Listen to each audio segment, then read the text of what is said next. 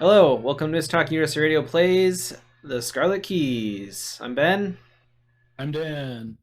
and today we're continuing our adventure in our blind playthrough of the new Scarlet Keys expansion on hard mode as Wendy and Joe. Last time we did the first scenario, which was a rainy time in London. We got And it was a very rainy time in London. we got through it pretty cleanly. I think we got perhaps a little lucky with some of our draws because we basically got no enemies, and I think we succeeded the conceal test on like the first try. We found the guy we were looking for, so it gave us a good confidence boost for this initial run here. We didn't decide where we wanted to go yet. Well, we didn't do that during that stream. We discussed it afterward. So I'm gonna go through the different places that we talked about going to and read you the story text for that, and then we'll talk about our deck changes and such.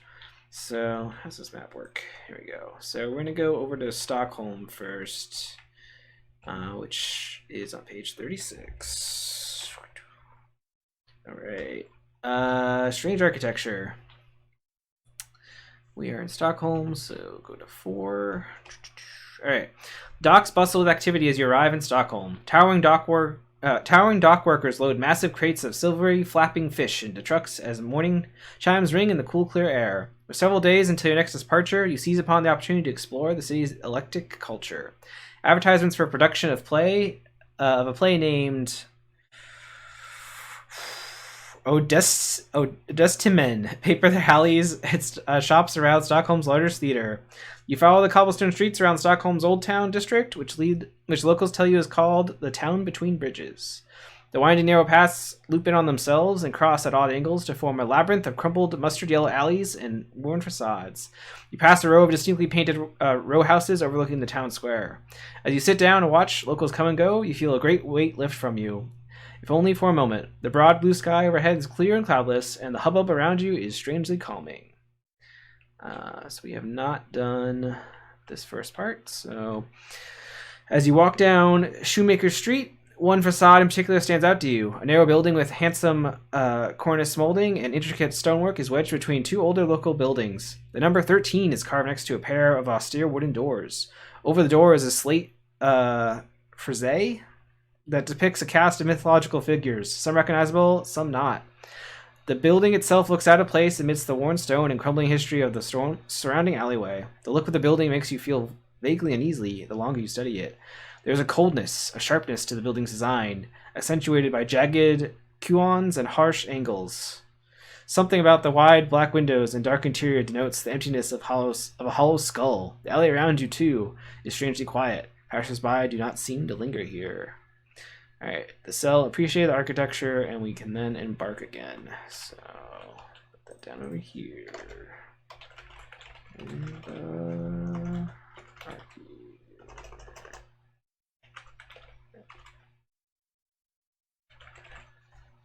alright, definitely spelled that wrong, but that's alright.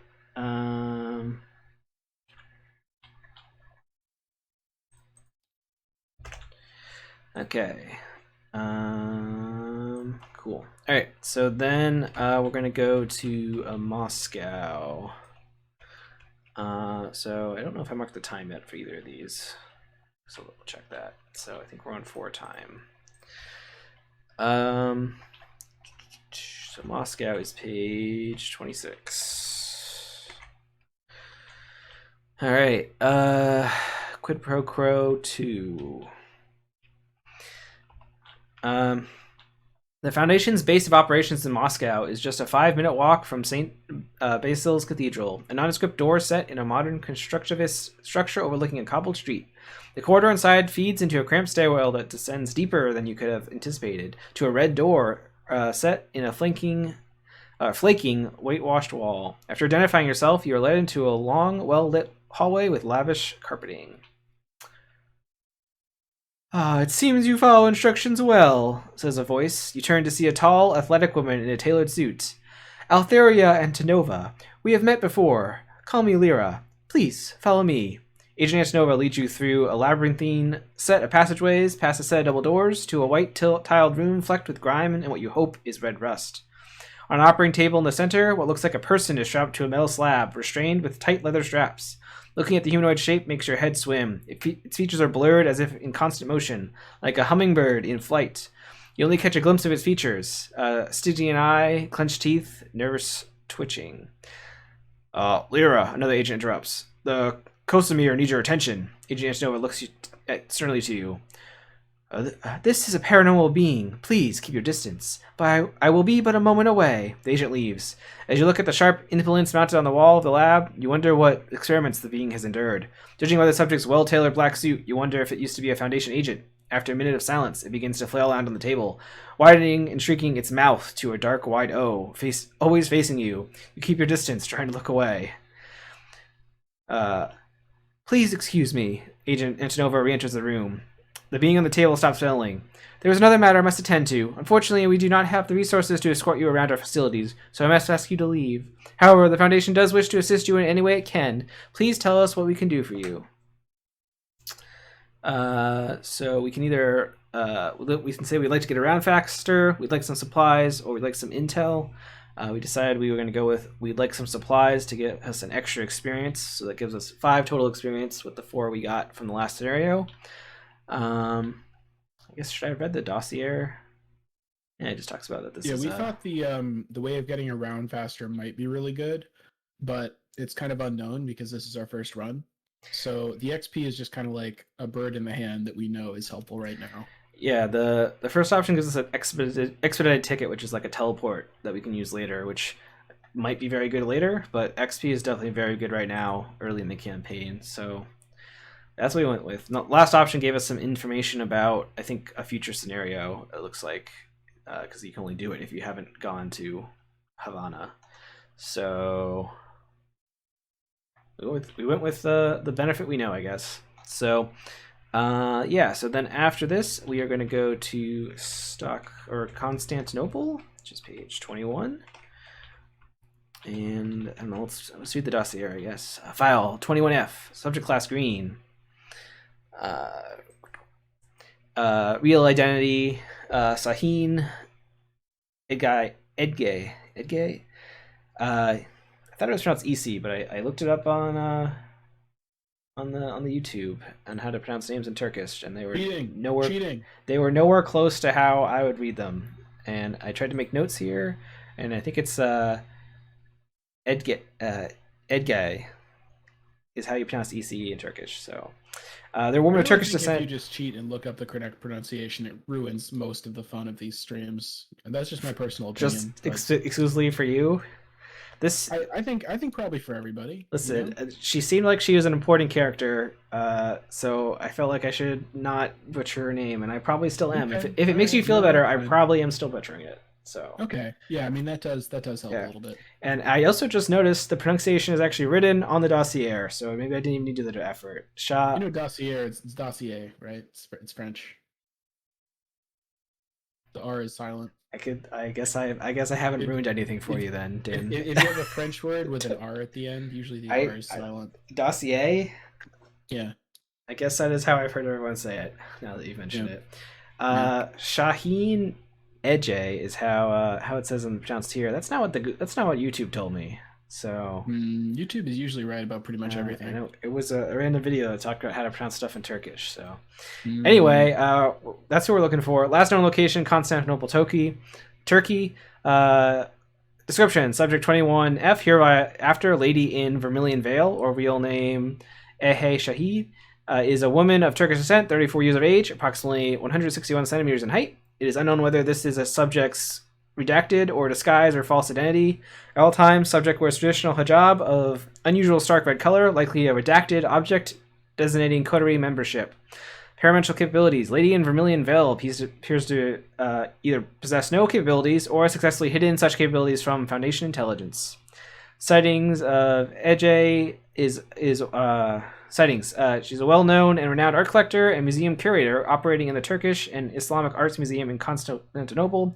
She has either redacted or is, for all intents and purposes, a normal everyday person. Note: leadership is under assumption redacted. approach procedure.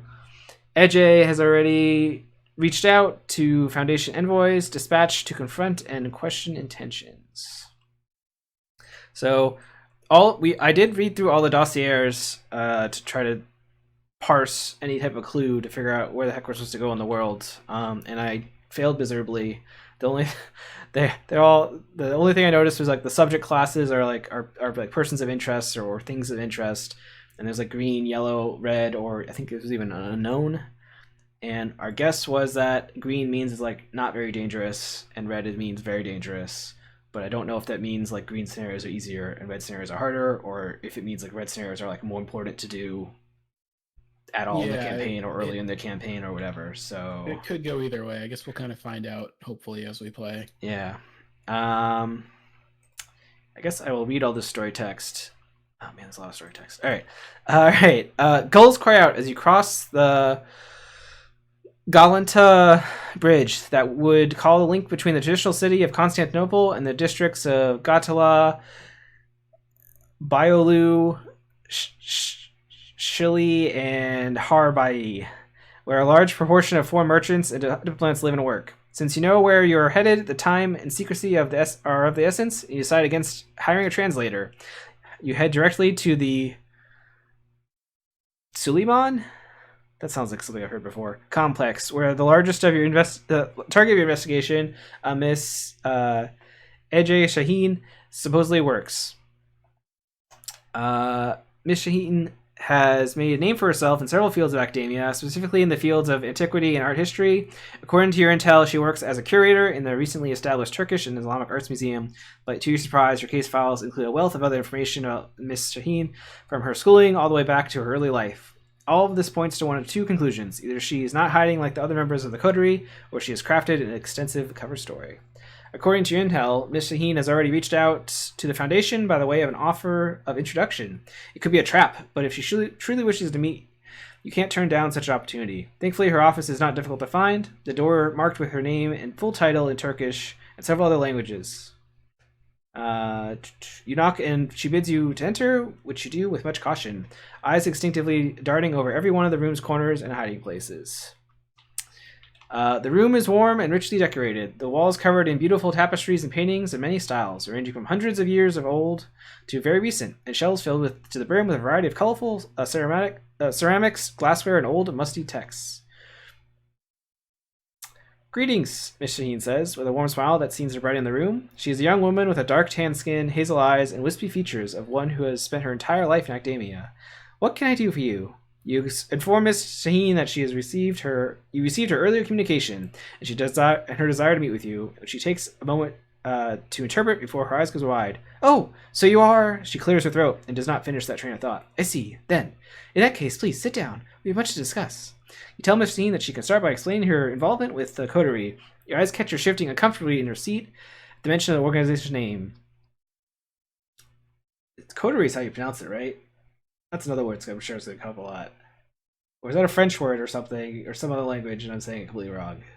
It certainly is a French word. I think coterie is like basically right. It's French. You're supposed to put kind of a spin on it, but honestly, I'm not really qualified to say. Like coterie somehow, or it's French is impossible. I would stick with coterie. I think you're close enough. All right. The coterie is involved in a great many things all over the world, as you likely already know. She says, choosing each world delicately, but our goals are not so different from your own.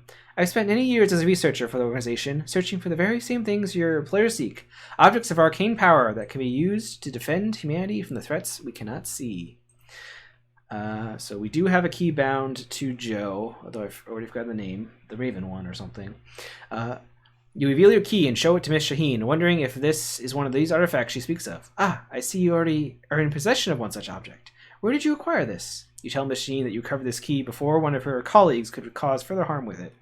Key? Is that what you call them? Interesting. Not surprising. They have been called many things by many people throughout human history.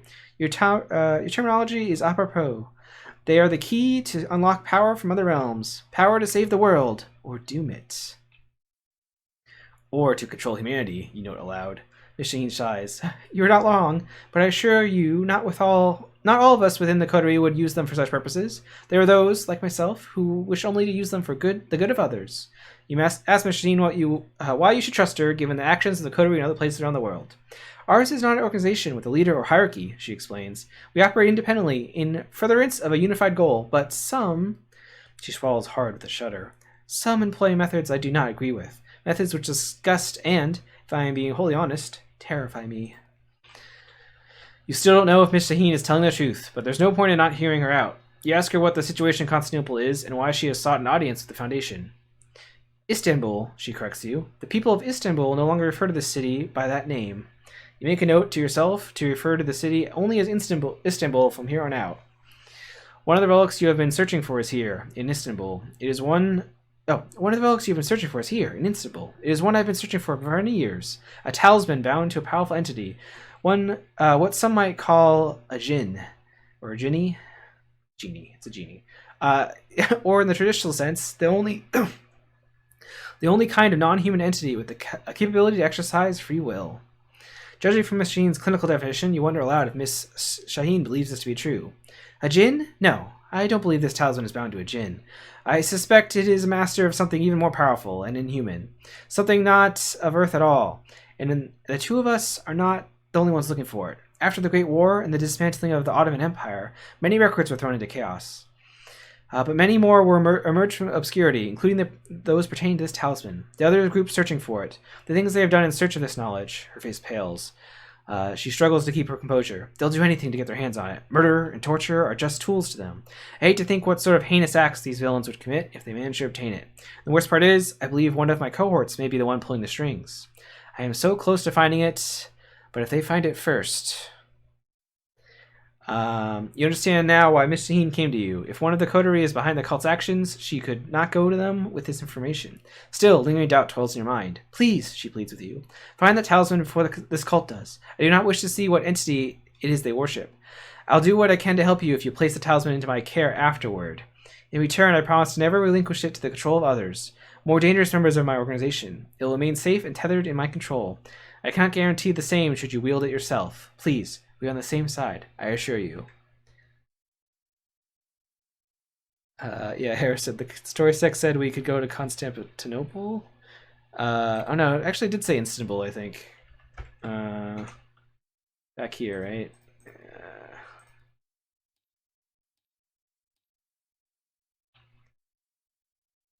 Yeah, it did say Istanbul, but the map says Constantinople. I mean, There's some type of historical. In like the 30s, so it's probably still Constantinople at this time, I would guess. I think it was like officially changed, but I think maybe the people were talking about changing it differently or something. I think I accidentally saw some people talking about this or joking about it on a Discord, and I was like, Constantinople, Istanbul. People were making jokes, and I only now realize what it is. I have no knowledge of actual history, so Ben, how do you feel about the fall of the Ottoman Empire? Like, what do you think? Some consequential, tragic, just the wheels of history turning as they always do. What do you think? I don't I don't remember if we disliked Ottoman Empire or not.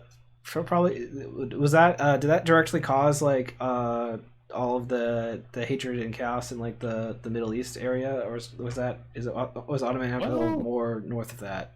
That's an interesting question. Let's look at this I don't map. think you can say. I don't think you can say it directly caused it, but it's all it's all kind of part of the same. Wasn't this whole zone Ottoman Empire? The tapestry the tapestry of history that weaves us all together. It's all in there. Here's what I think. I think World War I was a hell of a thing. That's what I think. You're talking about the Great War? Yeah, Joe? Right. Okay. Yes, of course. The Great War, of which there will certainly never be another one. Yeah. All right. Yeah. So we have to decide. All right, we'll find it and place it in your care, which is us telling the truth. Or all right, we'll place it in your care, or lying. Or we'll track down this talisman, but we will be taking it into our custody. So yeah, so we have to decide if we want to find the spooky thing and give it to her, or not, and if we want to lie. Do you have any opinion on this, Dan? Do you think that I do? I mean, you're wearing a red shirt, so I assume that means you're like part of the coterie today. I don't know what that means for this decision, but yeah. Interesting. I assume you put a lot of already thought into your outfit. you've already figured out one of my clues. Yeah, I think you're the man in the red T-shirt. Yeah. So It's got a whale on it. Isn't that cool? whales are cool. I got this shirt in Hawaii. Nice, nice. Yeah. So I assume the first two I think are like a trust distrust thing, which has been a theme so far with the campaign, and the fourth one means I assume she will not help us, but we will get the thing at the end. I don't know if we want the thing. I think we do.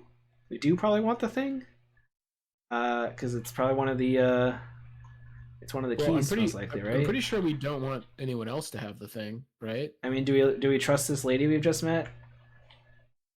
She says she's not. She says she's one of the good guys. I don't know, man. You know, it's been a long day. We don't have a lot of information here. You know. I mean, I wanted to keep trusting her, but I also really like collecting things. So it's really a toss up for me. I wouldn't want to collect something and give it to somebody else. Yeah, that's a tough one.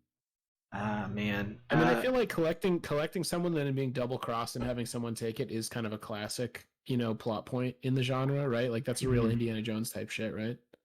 Yeah. I kind of want to hoard it. Harrison votes we should hoard it. Hoard all of the keys. So I think I'm going to vote we'll take into our own custody. Sure. Unless you like this lady. Here's a picture of her. Where are we looking? In the campaign log. Oh. I don't know if that affects your decision somehow, but she's enigmatic, right? Yeah. Like she could be just kind of a normal lady, or she could be, I mean, is that facial expression some kind of sinister plotting? Maybe. I mean, who's to say? Certainly not me. Also, I'm pretty sure she's on the cover of the campaign. He is a conspirator, but you can be a good conspirator, right? You can be a good or bad conspirator, right? I guess depends what you're conspirating. Yeah, I really don't care. She's also on the she is on the cover art of the whole campaign. I assume that's her. So, oh man. Nah, let's hoard all the keys. I'm sure Wendy likes to trust people, but she also likes to have things. So, I gotta take what you can get. So, we will do intro 4. Ah, I see. Edgy's face falls, downcast. I was truly hoping our two organizations could work together. After all, we share the same goal, but, she sighs. I suppose your honesty is still appreciated. After all the scheming and plotting, I prefer that to the alternative. You ask where this puts the two of you, hoping you won't have to fight a war on two fronts. Look, I was telling you the truth. I only want to prevent the talisman from falling into the hands of those who would use it to harm humanity. I hope that I put my trust in the right people, but if you're unwilling to keep it in my protective custody, she fidgets with her pen. For all I know, you're here for the same reasons they are. I won't get in your way, but I cannot in good faith help you if you intend to keep the key without supervision. You try to protest, but you don't have much of a leg to stand on. You choose not to trust her, so her decision not to trust you is equally valid. Of course, you would only use the key you acquire to protect humanity, but you have nothing other than your word to give her. Your best bet is to start your search in the places that were not sacked when the Ottomans invaded the city in the 15th century. The university may be a useful resource for you. She stands and escorts you to the door, wishing you luck. The door shuts behind you without another word. Alright, so we refused her offer.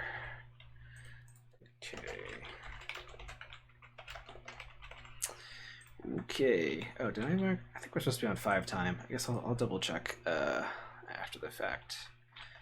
Because I think... Did we spend 2 time in London somehow? I don't know. Harrison, do me a favor and look up calculate how much time we should have spent. I'll fix it.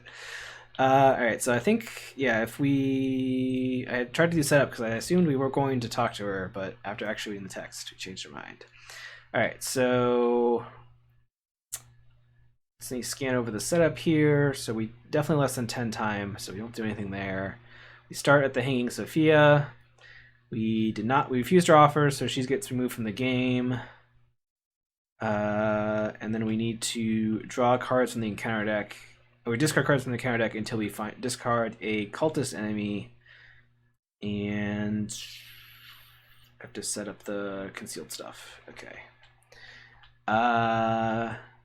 something about adjacency in the Grand Bazaar, and something about the Acolyte concealed mini cards. I read that stuff already. This, I think, is for later in the game when those locations get added, and the mini cards are because we're using the core set cultists and they don't say like A, B, and C on them. We are a little bit less strict on how those work. So I will do this for both of us. So we got one cultist and oh no, there's ancient evils in this. Oh boy. Oh boy. Well, the good news is we have 0 ways to ward it. Right? Yeah, that is definitely true. All right, so we got 2 cultists, and something gave them concealed 1. Okay, so we got 2 decoys. I've already forgotten the concealed keywords, how those work. Concealed, just draws enemy, spawn it. Takes a set aside concealed mini card, matches an enemy on X goes shuffles them face down, puts them into play distributed as evenly as possible in each location in play, starting locations nearest to them. Then each of those locations they already had 1 or more concealed to shuffle them. Okay. So here it says to draw play order. Okay, so I guess we will then decoy. We'll shuffle these. One of them will be at the Hanging Sophia with us, and the other one will be somewhere. Go there. And now we do that again. And so there'll be 2 here. And do we want to put 2 in the same place, or do we want to split them up for some reason? I mean, I feel like same place is better, but I feel like spreading them out might be a little better. yeah. Okay, sure. Yeah, mostly I'm thinking like if I get Alice out, it's kind of like you get a clue and you like free ping one, you know? Okay, that makes sense. All right, then I shuffle those, and oh, we didn't actually load our decks in yet. I guess let's take a break from story text. I guess let's talk about our decks quick. Wait, so we're not done? There's more story text? Oh no, there's just some on the act in the agenda. So just Okay. just a tiny little bit of story text remaining. Okay. All right. So what did I upgrade in my deck? So we got 5 experience.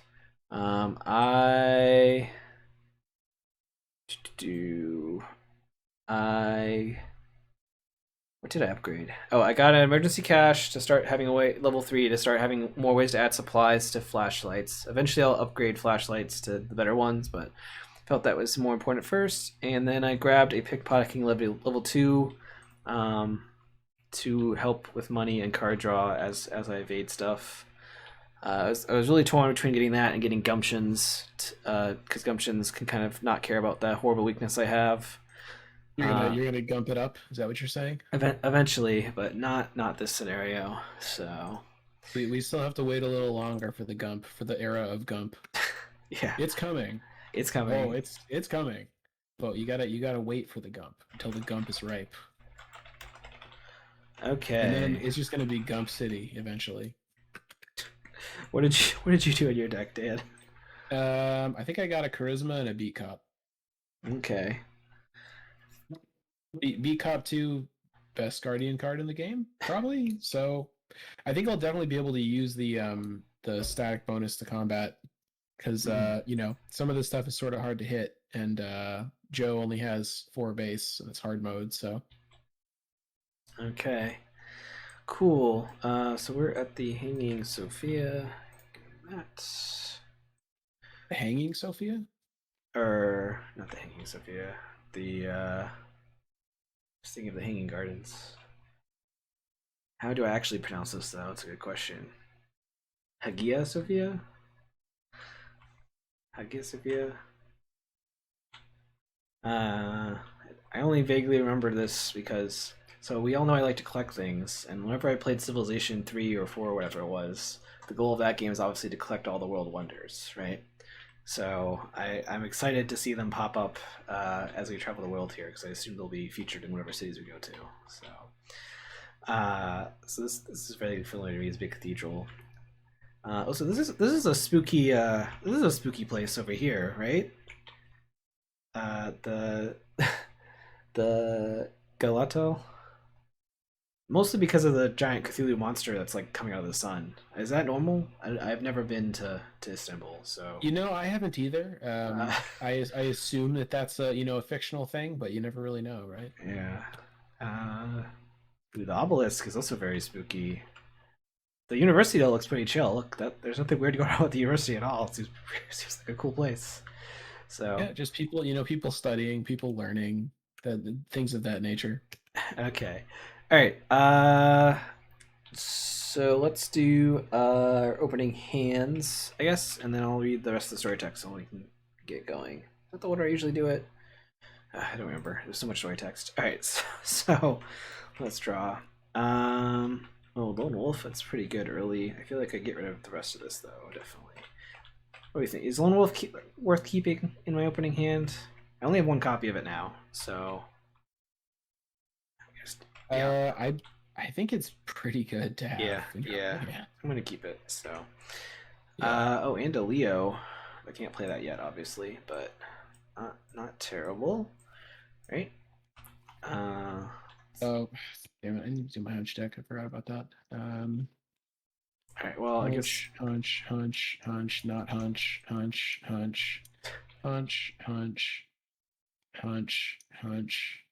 maybe hunch, not hunch, not hunch, not hunch, not hunch, maybe hunch. Last time it was very annoying to have the logical reasoning in there, but I don't really have any better options. So, all right. okay. So you did your mill? Yes. Oh yeah. Oh yeah, that's not bad. You got Leo. Yeah. Need some catch though, maybe. Yeah. All right, let's see how we do.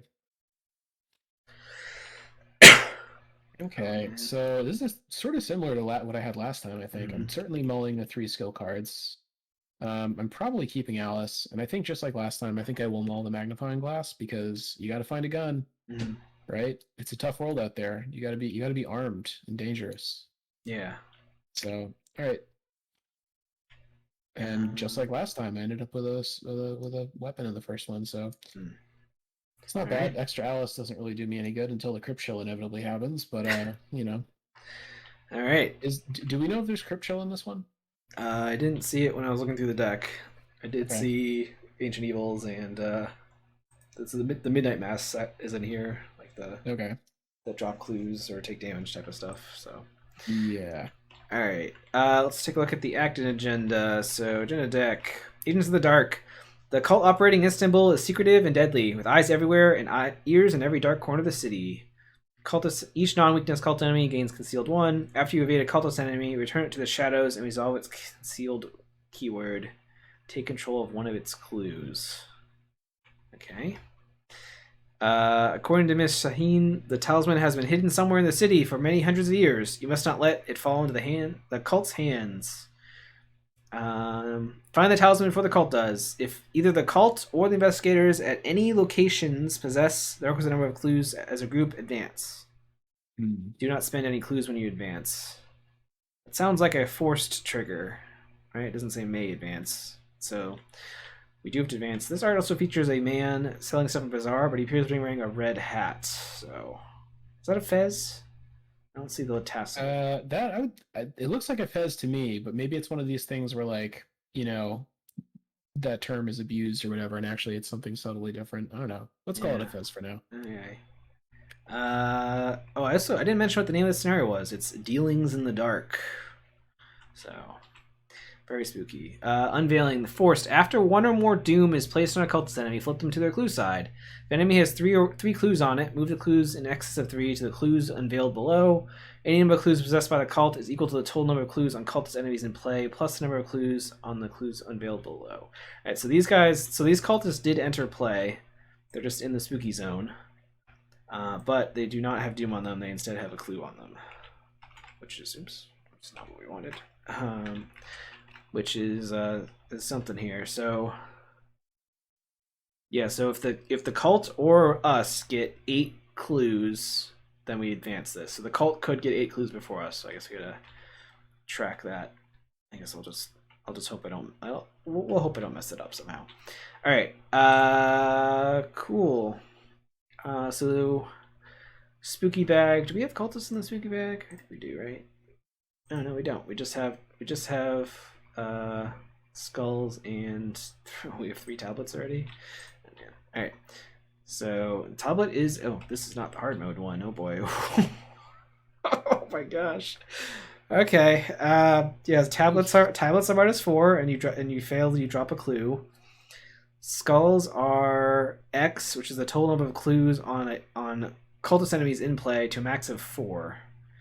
And after Act 3, it's 4. I mean, that's not the worst skull scaling that we've Yeah, seen by a long shot, but I'm. it's probably going to be pretty I bad. mean, I'm honestly surprised that there's a cap on it at 4.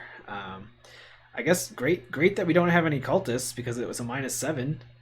Like, yeah. But I mean, it is like, I guess it's nice that there's nothing like if you're above by 4, you're pretty safe, right? Yeah, But like, it's you got to still be above 4 on everything. it's So still one -5. But yeah, the squid is yeah. only a -2, but it's an automatic place to do when there's cultists, which is like See, give them a clue. I feel like this is kind of an illustration of like, okay, we're having fun. We're joyriding around. We got our fun little hybrid decks that can do a little bit of everything. You know what? If we were playing like a 5 combat fighter dude and like a seeker, we would probably be crushing this. Like not I to say that mean, we won't crush it anyway, but it's like we specializing is really powerful, right? we did crush the last scenario, but I think we also got. Yeah. I think also there was some luck involved there. So Yeah, no, that's fair. I'm just saying, like, outside of solo, there is a lot of value to saying, like, my deck is going to do one thing, but I'm going to have like an 8 in it, and I'm just always going to pass everything. You know? okay. I don't know. Harrison That's says neither here nor there. we should be at 4 time. One for. Or do you? Is there one before the scenario actually starts? Is like one time pass? But we trusted Flint, so yeah. All right, cool. So let's look at. I guess let's get going. So let's look at this first scenario. Location originally built as a cathedral. The Hagia Sophia Grand Mosque is one of the most iconic buildings in the entire world and the epitome of Byzantine architecture. Having survived the city's numerous transformations throughout the ages, this holy place may contain a wealth of information pertinent to your investigation if you know where to look. Gets +3 shroud for each study token on it. Okay. As an action, you can place 2 clues on it and place a resource on it. Okay, so we can get extra clues here. Okay, so we are at 5 time. Thank you, Harrison. Okay. So we can get extra clues here, but the shroud becomes drastically higher. So, okay. So I think I at least play Lone Wolf on my first turn. I don't really have. I have the Shed of Light, but I don't have the flashlight technology to make Shed of Light extremely good. So does it make sense to play Lone Wolf? Click twice for money? No, it doesn't make sense at all. I think I play Lone Wolf. Maybe move and draw a card or something. Or I guess I'll try to evade. Oh, I also could try to evade these things, right? Would it be terrible to like click twice for money, play Leo and Lone Wolf? I mean, I could do Like, that too. it's boring, but like, I mean, it's not bad, right? Like, in a sense, if you're going to play those anyway, like, Yeah, I guess I my mean, thought is, yeah, I guess that might be fine. I was thinking like I'd have enough money to play Leo next turn, if I move and draw, yeah, and then I'm not clicking for money because I get the money from Lone it's Wolf fair, and. but you basically like what I'm saying is like you get the click that you spent clicking for money back, pretty much, right? I mean, I guess if I move, I get the money back too, though, from Lone Wolf. So, but So, you'll probably get it anyway because I can probably move or something, right? oh, okay. If you're gonna I mean, move, it's up to you. I'm just saying like it's an option. yeah. I mean, the other option is I could try to Because evade these guys. my plan is probably to like play a sword, and then I'll probably like investigate and try to get a clue or something maybe. I guess really what I should do is I could instead of playing the sword, like if we're okay with me not having a sword out immediately, I could play Alice, practice makes perfect, and maybe like get both of these clues and ping the concealed card. Like that Right. would be Yeah, sort of good, there's right? 2 of them here. Yeah, I mean, Okay. just if we find a guy, then he'll spawn on you, and you'll have to fight him. Yeah, that wouldn't be ideal. I mean, I do have a vicious blow. Actually, it's time to hunch. Let's see what we got on top. Oh, it's a no stone. Okay, well that's not great, but I'll probably play that this turn. So I'll probably like play that. Maybe I'll find a motivational speech and I'll just go from there. So Uh, okay, why don't you go first so I can see if you move or not, I guess. okay. I mean, I probably won't move unless you like definitely want me to, but I can if you really really want me to. But all right, so I'm gonna first play this no stone. So we have the things now, don't we? So 6. What do we got? See, I would say none of this is awesome. I think I'm probably gonna take the cryptic writings and play it. Okay, That seems pretty good. All seems right. okay. Yeah, Yeah. so let's take the cryptic writings and immediately play it. And then that's good because now I can play Alice and the sword, even though I won't use them this turn. So is it okay if I don't move to do that? Yeah, that's fine. Okay.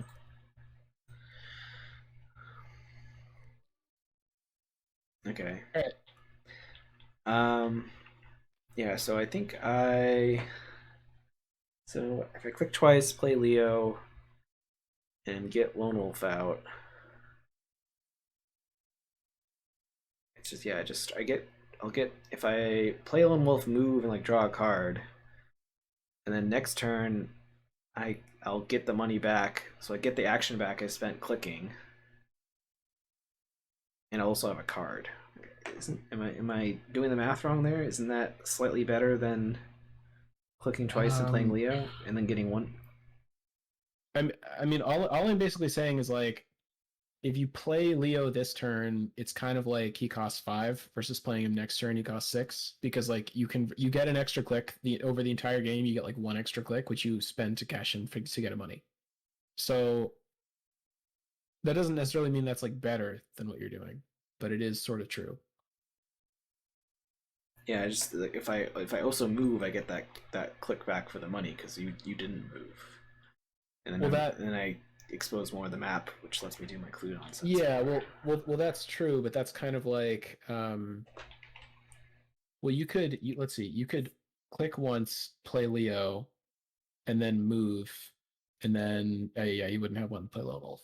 Yeah, Um, I think this is yeah, I too don't know. much optimizing on Yep, turn one of the game. yep, I absolutely I correct. Premature I optimization. I'll just click twice and play them both, and then we'll call it good. Okay. Cool. So then these enemies don't do anything, right? Yeah. So upkeep. Moonstone. Get that out. We can. All Yeah, right. because this is good because like there's still a pretty good chance that I could maybe move before your turn, this turn or something. Oh, that's true too. I Yeah. forgot. I forgot it's being my turn. Okay, so I don't remember if I shuffled in counter deck. There's only 4 Doom until this advances, so I guess let's keep that in mind. I'm lead investigator again, I assume. If you fail skill tests, while at a location with a concealed mini card, take 1 horror. Okay. Did I misread that last time? I thought it was when you failed a skill test on a mini card. Well, That's not a alright. lot I can do about this. Yeah. I will take 2 damage, and I'll take it to the face. Alright. All right. Uh, Shall I go first after checking my hunch? Oh, we got a scene of the crime. I should probably just play the scene of the. Oh, we don't have an enemy though. we don't have an No, sorry. actual Did we? enemy. Yeah. Did we find that the concealed cards count as enemies for this? I think we I did. think Found that it doesn't. I think Right. they did not. Yeah. Okay. Well, I mean, I guess I kind of might as well still play it, right? I mean, if you play it for free. You get a clue, and then you can immediately ping one of the enemies, and then Right. maybe you'll have a cultist to stab. Yeah. Um, Yeah. Because well, it's that, or I like investigate with a practice makes perfect, but seems do fine. we get the clue off of it if we kill it? I think we don't.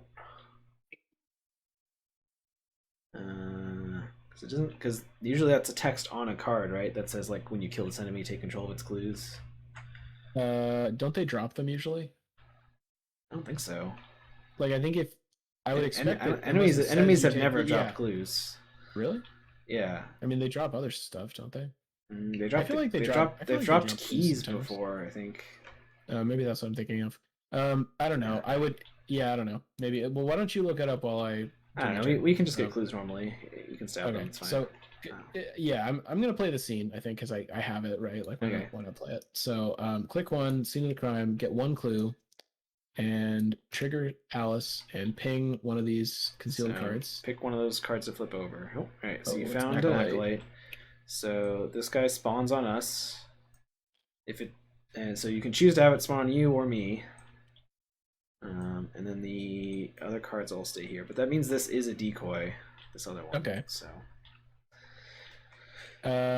So is it better to evade this than to fight it? Is what you're saying?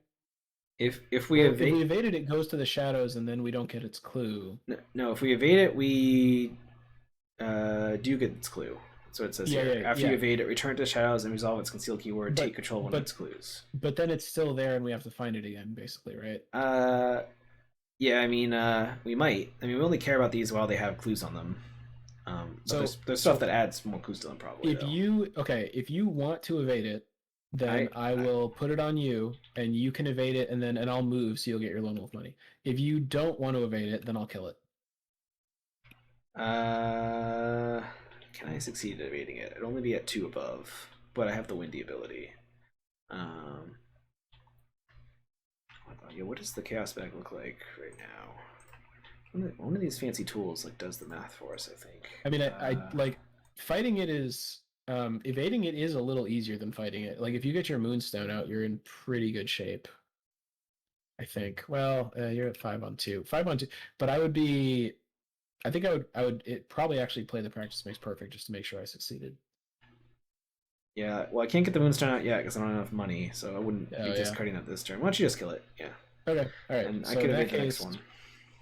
click 2. I'm going to hit it with the sword without using a charge. Okay. So I'm at 5, and I'm going to play practice makes perfect.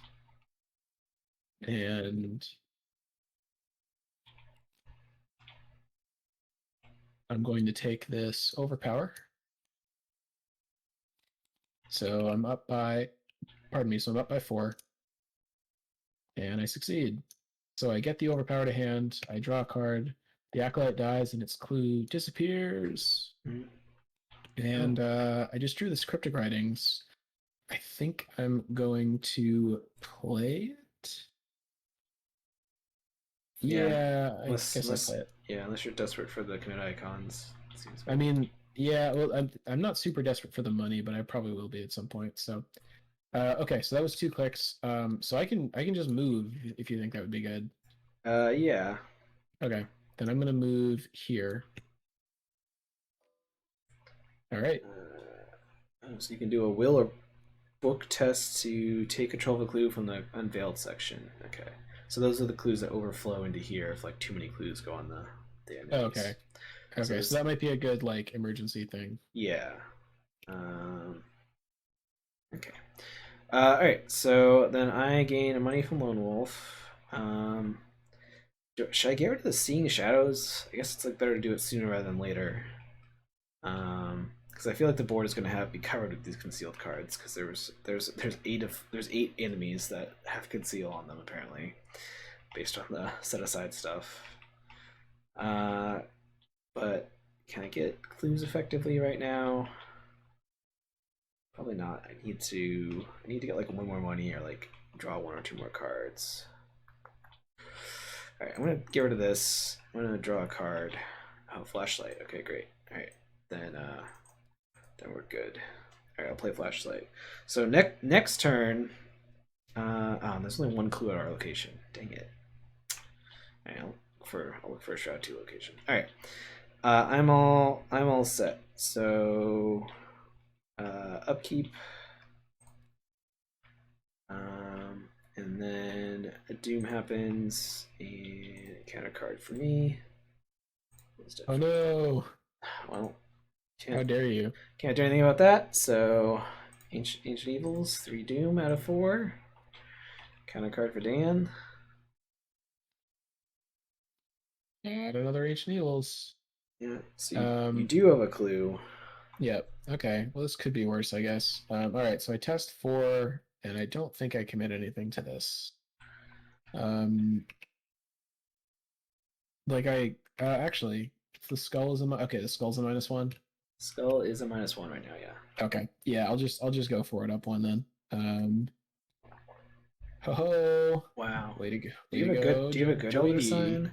It's not bad. You get to recycle one of your hunch cards. Goes into the You bottom of your hunch deck though. well, it's gonna get shuffled every turn anyway, right? I think probably what's best to put back in there is the scene, maybe. Well, it only gets shuffled if you don't use the card, right? Yeah, but that usually happens at some point. So, oops. Okay, sorry. It goes up the hunch deck. So this stays where it was. And these go back in the same order. Not that it matters. Yeah, it doesn't matter for you. I guess it matters for Wendy. But... It matters for you. Yeah. Okay. All right. Okay, cool. You did actually pass with that, right? Yeah. Okay. Yeah. All right. So it's our turn. And let's see what we got for a hunch. Oh no, my case. It's unsolved. Oh man. Okay, so I have to like pick up a clue and do this turn. Do you need 2 clues? No, you have a clue. No, oh yeah, because I just passed it. Okay, that's good. So you can just spend 2 and you'll drop it at your current location. I mean, I don't really want to drop it here, but yeah. I think what I might do is I might like try to get 1 clue here and ping the guy, and then I might like move back to you and drop it there or something. Well, I don't know if that's worth it. It drops at the highest shroud location. Oh, okay. So I didn't see that part. It'll go here regardless. Okay, yeah, that doesn't matter then. Yeah, I mean, I don't know. I'll probably just unless you say different, I'll probably like actually do I even have a way to get these clues? I don't think I really do because it's a pretty high shroud. Well, I'll definitely play this, and aside from that, I don't know, maybe I'll like play out the strange solution and maybe move to the Gelato or something. Yeah, I mean there's a thing here, but if you don't have a way to get clues or fight well, I could hit it. I could hit it with the sword probably. No, it's the shroud's too high for that Shroud's too. 4, so we can we can come back. I mean, high shroud just really is tough here. I mean, well, I could use the overpower to hit it with the sword. Is the thing, right?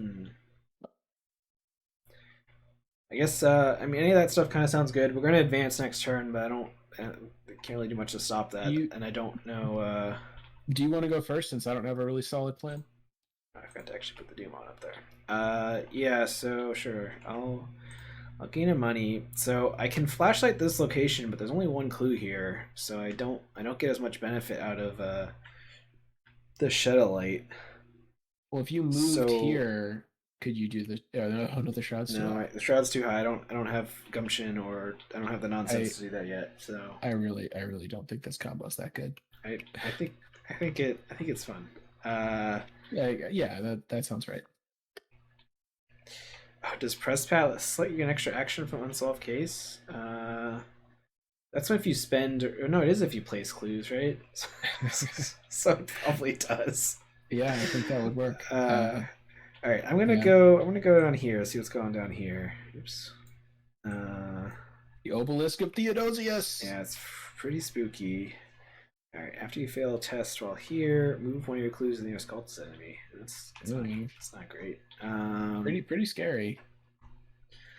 Let's see. I have grizzled, so my grizzled is you got the grizz. Humid terror, so those only help with investigating, right? Yeah.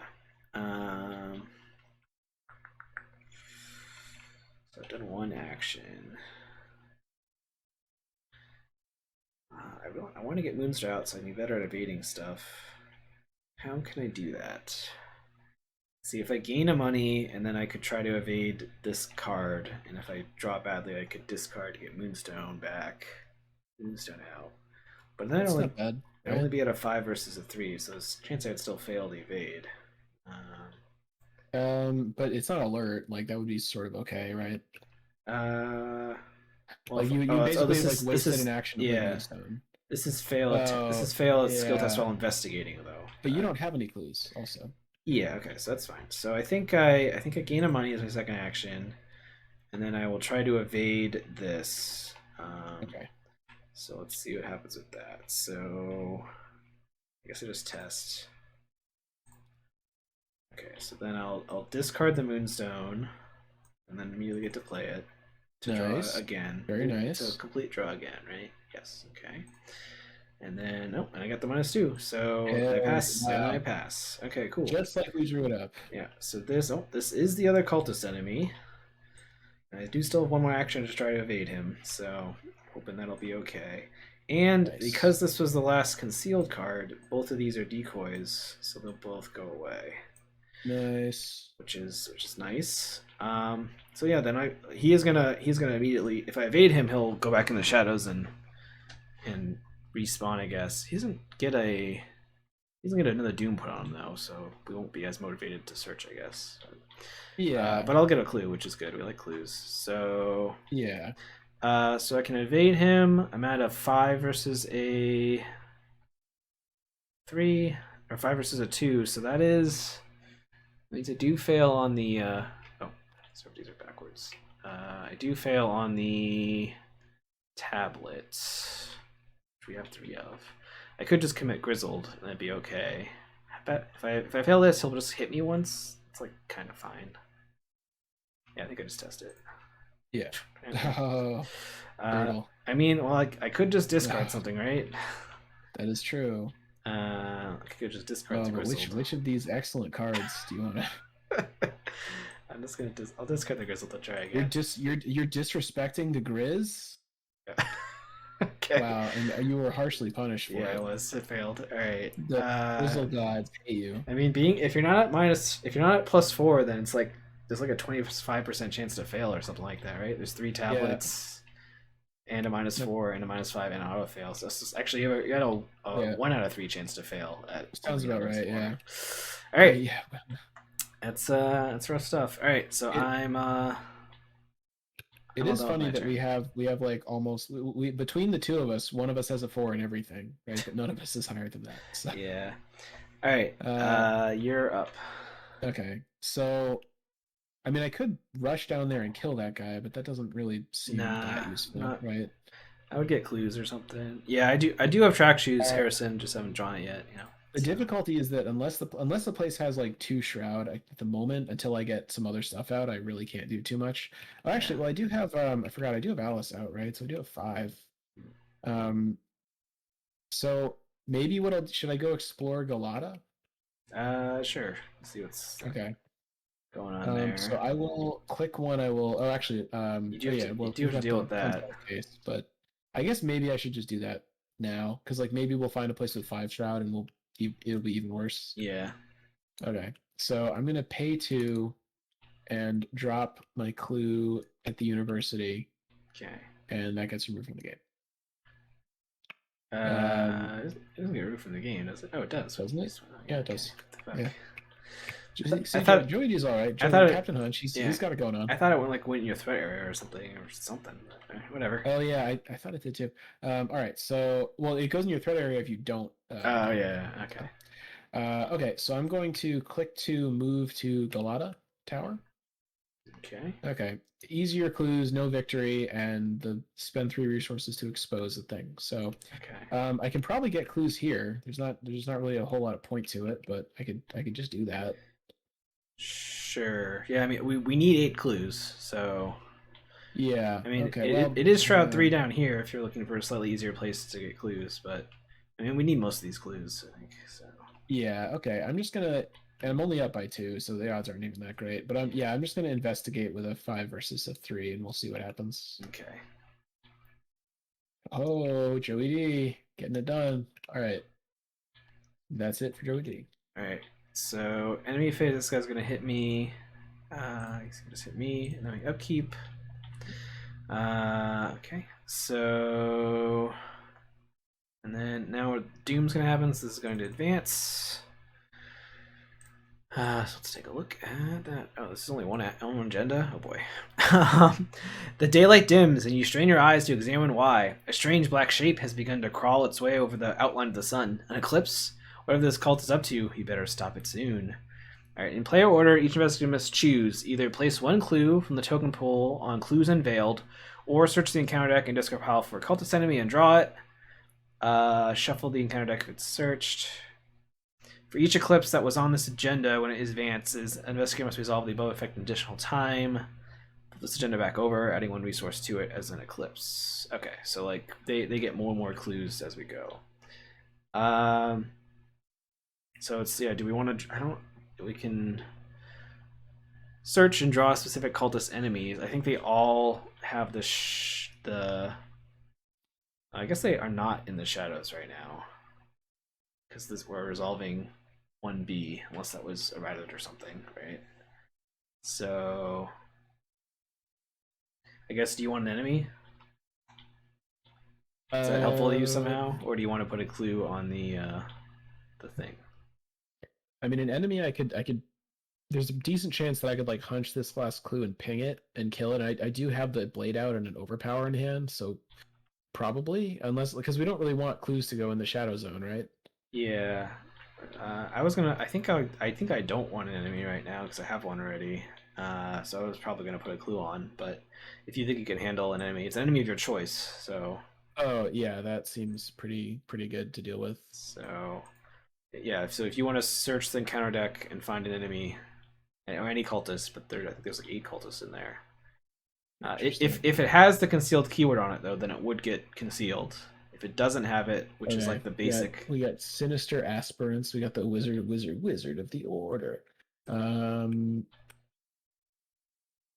do have a regular acolyte. I have the vicious blow in hand. I think actually this is a pretty okay time to. Like, it feels like it would sort of be a waste to get an acolyte out. yeah. Like, I should probably get something tougher. So, Okay. what if I get out the? What's the other? You said there was one enemy, right? Sinister aspirant. Yeah, what if I get out the aspirant or one of them? Yeah, the aspirant or the wizard are both good, I think. The wizard is maybe there's an argument for the wizard, but this way I think there's a good chance I can use a ping to I guess the reason to get the wizard out, I guess, would be because he's not going to go into shadows because he doesn't have the concealed keyword right now. So if we draw him later, he will have the concealed keyword, which means is the concealed keyword the C after the name? No, or is that literally a keyword? Oh, well, so this guy also doesn't have concealed. He does not. None of them do unless we're on agenda 1A, but okay, got it. Because we're currently resolving 1B, they don't have it. Right. Well, but they're all cultists, right? Like the wizard's a cultist, isn't yeah. So what I'm saying is, if we draw them normally, like not at this exact point, he will get concealed and he'll get hidden, and he will still accrue clues every turn until we find him. Oh, that's pretty bad. Okay, yeah, no, let's get the wizard. That seems smart. So if you think you can handle the wizard, probably handle the wizard. Okay. I mean, the aspirant is also basically as bad though, right? Like he also gains doom every turn. Oh, does he? I thought it was just. Oh, no, you're right. Yeah, so they're but you can like evade him, I guess, to stop it. Oh, man. Yeah. Both nasty. No, I am gonna get the aspirant because it's close enough. Yeah. Okay. So he'll just immediately engage you. Yeah. And he doesn't have anything on him right now, though. Okay. So that's the agenda advancing, and then we do counter cards. Oh, Jesus. Okay. Right. So he. That's not great. Well, I mean, here's the thing. I can put one of the 2 cards on your location. I don't know if that helps somehow, but one of them has to go. One has to go on my location. I'd probably put one on my location just for that whole. I could also put it over here if that was somehow better, but it's the nearest locations. So. Okay. Yeah, I'd probably put one of them on mine. That seems all right. Okay, and then you get an encounter card. I never did upkeep. I'm pretty sure because I did do upkeep. Okay. Okay, and encounter card. Boy. Okay, that's kind of fine actually, right? Well, they turn into clues, so you put clues on him. But if you kill him, that's fine, right? So. Yeah, I mean, it means we're losing clues that like maybe we could somehow get if we evaded him or something. I don't know. Yeah. I don't know. You only get one of its clues at a time. Whatever. Yeah. I think. Right. I mean, like you're maybe gonna evade your acolyte and get a clue, right? So. Yeah. Okay. I guess. See, if I do that, he's gonna go in the shadows, and he'll put more of these concealed cards down, which will make it harder to find the wizard. Yeah. Okay. Well, let's. So for now. Let me see what my hunch is. Okay, that's not incredibly helpful. So what I'll probably do is what I'll probably do is kill this guy, and then I'll maybe try to get that clue and ping the concealed card. Okay. Does that seem good? Yeah. Okay. So I'm gonna go first, unless you want to go first. I think I want you to go first because Okay. I'm gonna I evade my spend guy. I spend a sword charge. Okay. So I'm up to 6 against 2, and I commit a vicious blow. So I'm up by 5. Okay.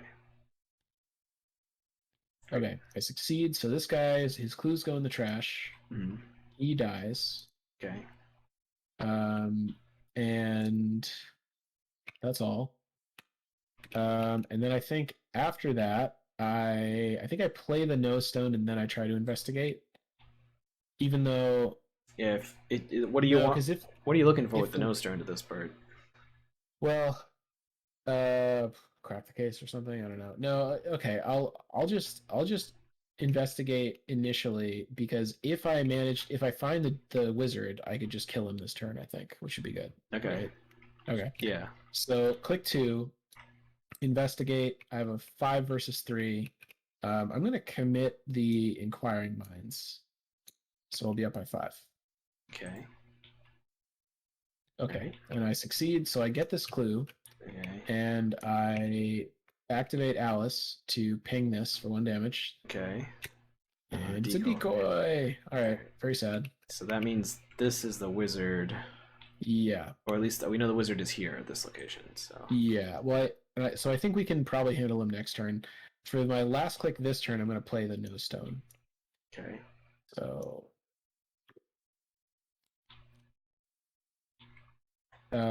and I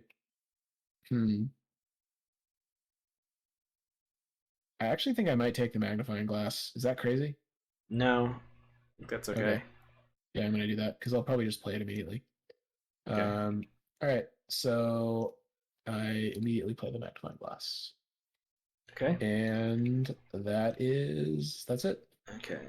So I'm alone, so I get $1. Hooray. I'm going to. Yeah, I guess I'm just gonna try to evade the acolyte. So, um, worth committing a. Am I gonna be able to play these sheds of lights? It feels like probably not. So maybe I commit one of them, and I'm gonna play at least one over there. So yeah, I'll commit this to be at 4 above. Okay, so pass, right? So what's the bad guy situation right now? These considered on the cultist? No, these are clues possessed by the cultist. Okay, so skulls -1 or -2. Okay, so I evade this guy, get his clue, but he goes back into the shadows, which does mean there will be 2 cards at my current location. I guess where should I put the second one? I'm gonna put the second one over here because there's a clue there. I'm gonna go, or because the shroud of there is lower. So, okay, then my first action. Yeah, I'm gonna go over here and I'm gonna do the flashlight stuff. I only get 2 clues out of it, but I think that's okay. So I'm gonna commit this. Also commit the resourceful. Oh, sorry, I don't commit this. I am playing the Shed the Light. I'm using a flashlight charge, which makes the shroud 0. I then play the Shed the Light for 2, and then I also commit this resourceful. I guess I commit first, with the exact order. But the net result is I pass. I get 1 clue off of here, and I get a clue off of somewhere else. I'm gonna say up here because that's the harder shroud. Yep. And I will pull 1 back. Okay. Oh, hey, and you're set up really well for when you draw your absolutely awful basic weakness, right? Because you only have 2 cards in hand and $0, so you can probably get there. Yeah. All right, and then I think I. So I could flashlight again to reveal this, and then evade the guy if it's a guy. I don't know if that helps us very much.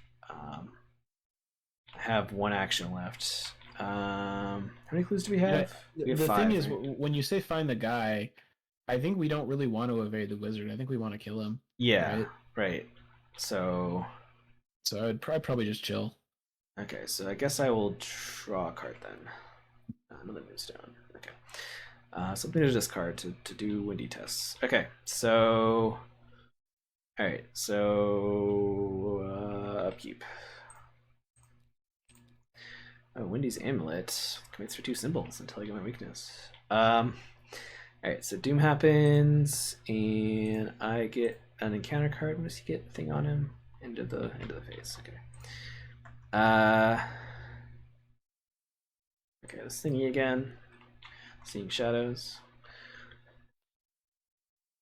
Oh boy. This eclipse. Oh, this Oof. kind of seems. This seems fine, actually. Oh yeah, it goes Like, away. am I crazy? This is like a much easier, nicer version of that horrible thing from I Forgotten mean, Age. my assumption is like the more enemies you draw, the more enemies you draw, the more these concealed cards will go on the board. So I feel it could be a problem later, but right now it seems Yeah, fine. I guess Like, it's relatively hard to get more than one in a round anyway, right? It's not like Clues where like you really want to play like a deduction 2 and get like a handful of them at once. You just want to scoop them up by the handful, you know? yeah, no, I Because like, get. how would you even? Well, okay, I mean, I guess if there are 3 concealed cards on your location and you would discover 3 clues, you could flip all of them, right? No, or is it discover a clue? Oh, did I misread that? Oh man, I thought the But rule was even like so, it replaces like a the whole lot of thing. times there's not even 3 concealed cards at your location, and you might not want to get 3 enemies on you. Like, this really seems fine to me. Yeah. Well, anyway, I'm not going to complain about it anyway. So Yeah. So how do the mini cards work? and So it, let's oh, the see what our effect replaces hunches the standard say. effects of the action or the ability that exposed it. So the standard effects. The What mini is card is exposed by discovering clues or investigating. No clues are discovered. So yeah, I don't think it's 1 per clue. I think it's instead of getting the base clues.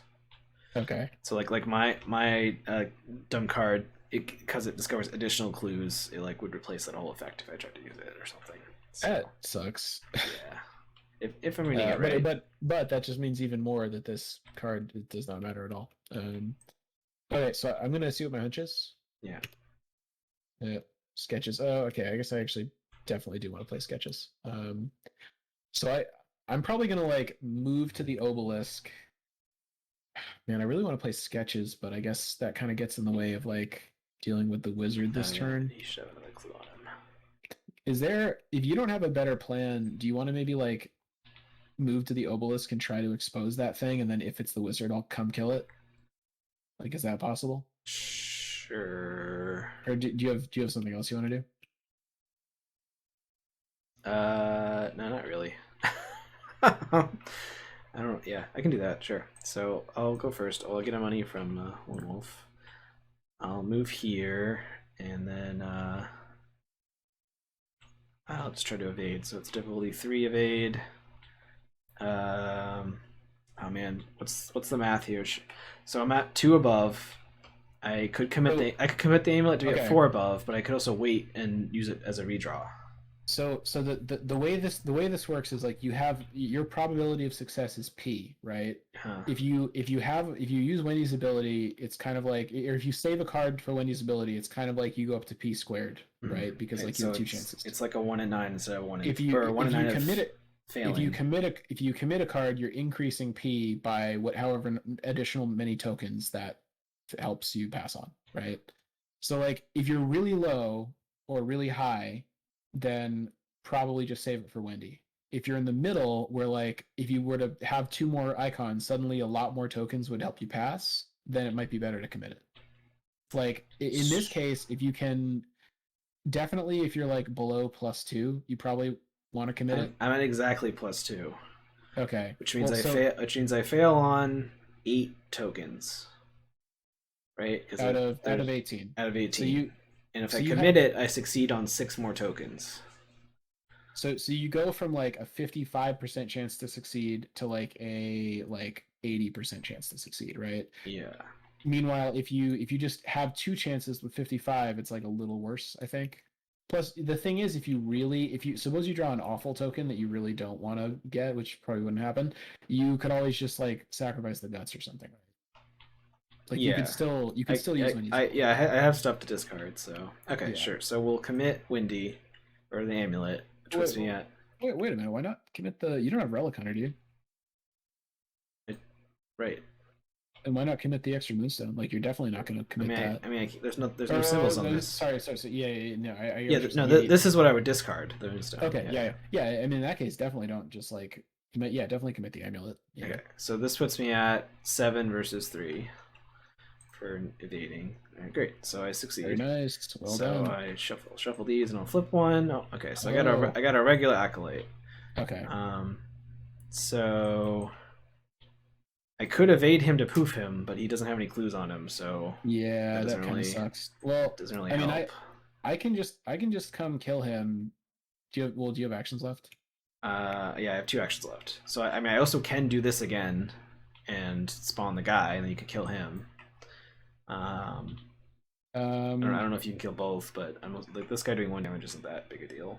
So I think killing both would be doable. It would mean I don't play my sketches, but that's probably okay. Okay, so I think I should evade again then. Probably, because poofing him seems bad. Yeah. So yeah, I think that makes sense. It's also we don't even know for sure that this is the wizard, right? He could be here. Yeah. So yeah, I would go for it. Yeah, I feel see if you can get the guy. I feel like I miss because he gets returned to the shadows. Yeah, it's really bad to evade him. I mean, you get the clue, I guess, by evading him instead of not getting the clue, but you have to like basically evade him again later. So right, yeah. I don't know if that's super worth it. Okay, so and in this case, he doesn't even have a clue. So whoa, we already forgot about the stupid card that we said didn't matter. Right? That's right. Okay. Which again normally would not matter, but in this particular case, it's a little bit annoying. So I guess I guess I don't evade him then. So then what do I do with my last 2 actions? Because evading him doesn't help. You might as does evading him make more little cards come out? Yes. That's so annoying. It'll put him here and it'll spawn one more somewhere else. You definitely can't like orphan punch him really hard and kill him. No.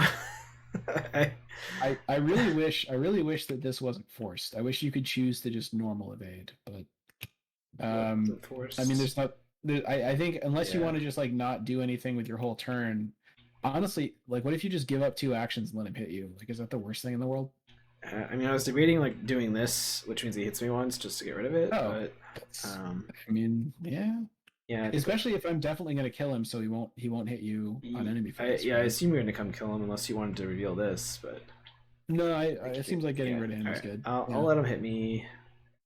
Have we seen stuff that does direct damage to enemies? We're so scared of that, but that hasn't happened since like the Forgotten Age, has it? I think you see it every now and then, but yeah, maybe not. I'll wait then. I'll do 1 damage on me. Yeah, I can't use the Leo. Okay. All right, so you got to load, and that's the end of your turn. Yes. Right? Yeah. Okay. All right. So what I'm gonna do is move to you, hit your acolyte, and then try to play the sketches. So I'm gonna click 1 move. And can you hit my acolyte by discovering a clue? Oh, that would be good, right? Yeah. The problem is that the shroud's sort of low. You don't have any book cards. You don't need to. Well, you know what I could do. So if we wanted to gamble on that, I could play sketches first and then maybe draw into something that would help me. I'm at 6 against 3. I could just commit the strange solution. That's kind of fine. Yeah. I mean, or your extra Alice. Oh yeah, let's commit the extra Alice. We hope there's no crypt chill, right? Yeah, we haven't seen any cards from that set yet. So click 2, I investigate, and I've got 4, 5, 6, 7 against 3. All right. Okay. So I pass. I get 1 of these clues, and I activate Alice to ping your acolyte. Okay. And I have 1 click left. Like, I mean, I could go for the concealed card, but I would kind of like to play the sketches, so I think I'm going to do that. Unless you think it's a terrible idea.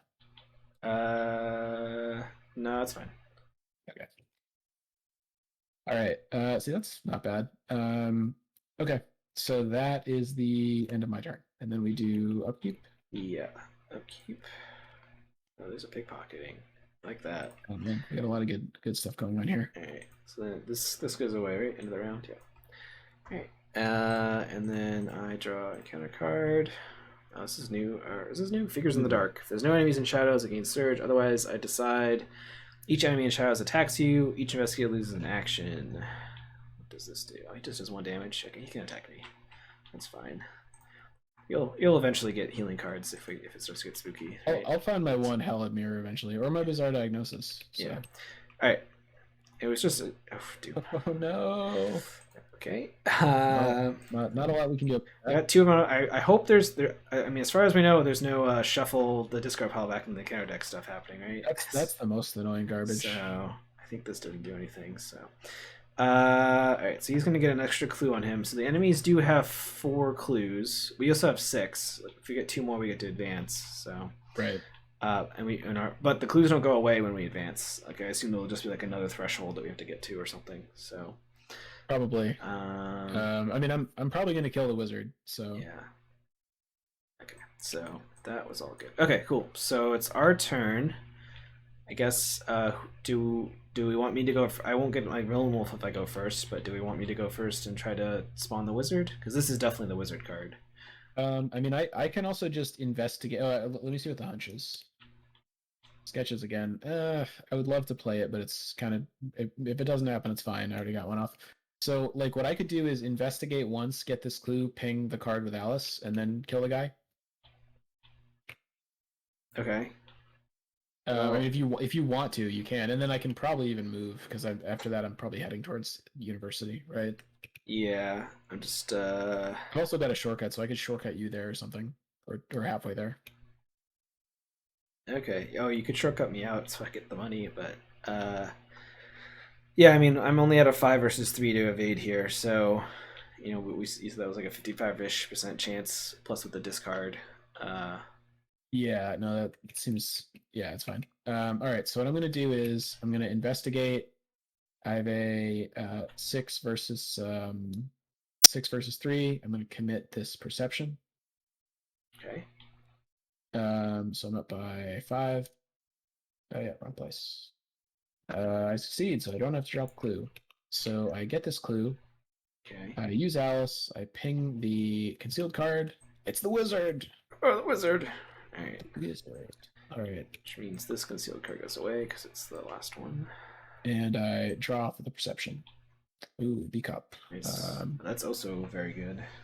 Yeah, I don't have the money for it yet. I will next turn though. So click 2. I use an enchanted blade charge. I'm at 6 against 4, and I commit an overpower as well. So I'm up by 4. And let's see how we do. Okay, we succeed. So this guy's clues go in the trash. Okay. And he dies. I have 1 action left. So I could and I also could shortcut you. Oh, and I dropped the orb. Oh, Bizarre Diagnosis. If I had 2 clicks left, I would Bizarre Diagnosis to drop a clue and then play the sketches. Well, okay, so I can heal you, move, shortcut you. We're headed to the university, right? Because we need more clues. We need 1 more clue to advance. Plus, this is victory, so we probably want to grab both as the clues anyway. Right. So how about this? Well, I guess I shouldn't both. Like, I should either, if I move, I shouldn't shortcut you, and if I shortcut you, I shouldn't move. Right. So I should do one of those. Yeah. So it sounds kind of good to me. Is I move? Well, I mean, you could shortcut me and move. We just can move in different directions. Oh, that's true. That's true. Okay. Should I do that then? Sure. Okay. I shortcut you and I move. You can go whichever way. I'll go over here, I guess. Sure. All right. That's my turn. All right. So I gain a money. I feel like I want to draw a couple cards to try to get set up and maybe move to Istanbul. Yeah, so let's draw a card. Let's draw a card. I have this. Those are my signs. Let's draw 1 more card. Okay. All right. And then I guess I'll get pickpocketing out. Yeah, sure. And then I'll move up to the library or the university. All right. So now I have some more cards to get windy nonsense going. So, all right. That was both of our turns. So upkeep. Oh, this emergency cash. Okay, I can be more aggressive. Flashlights now, I guess.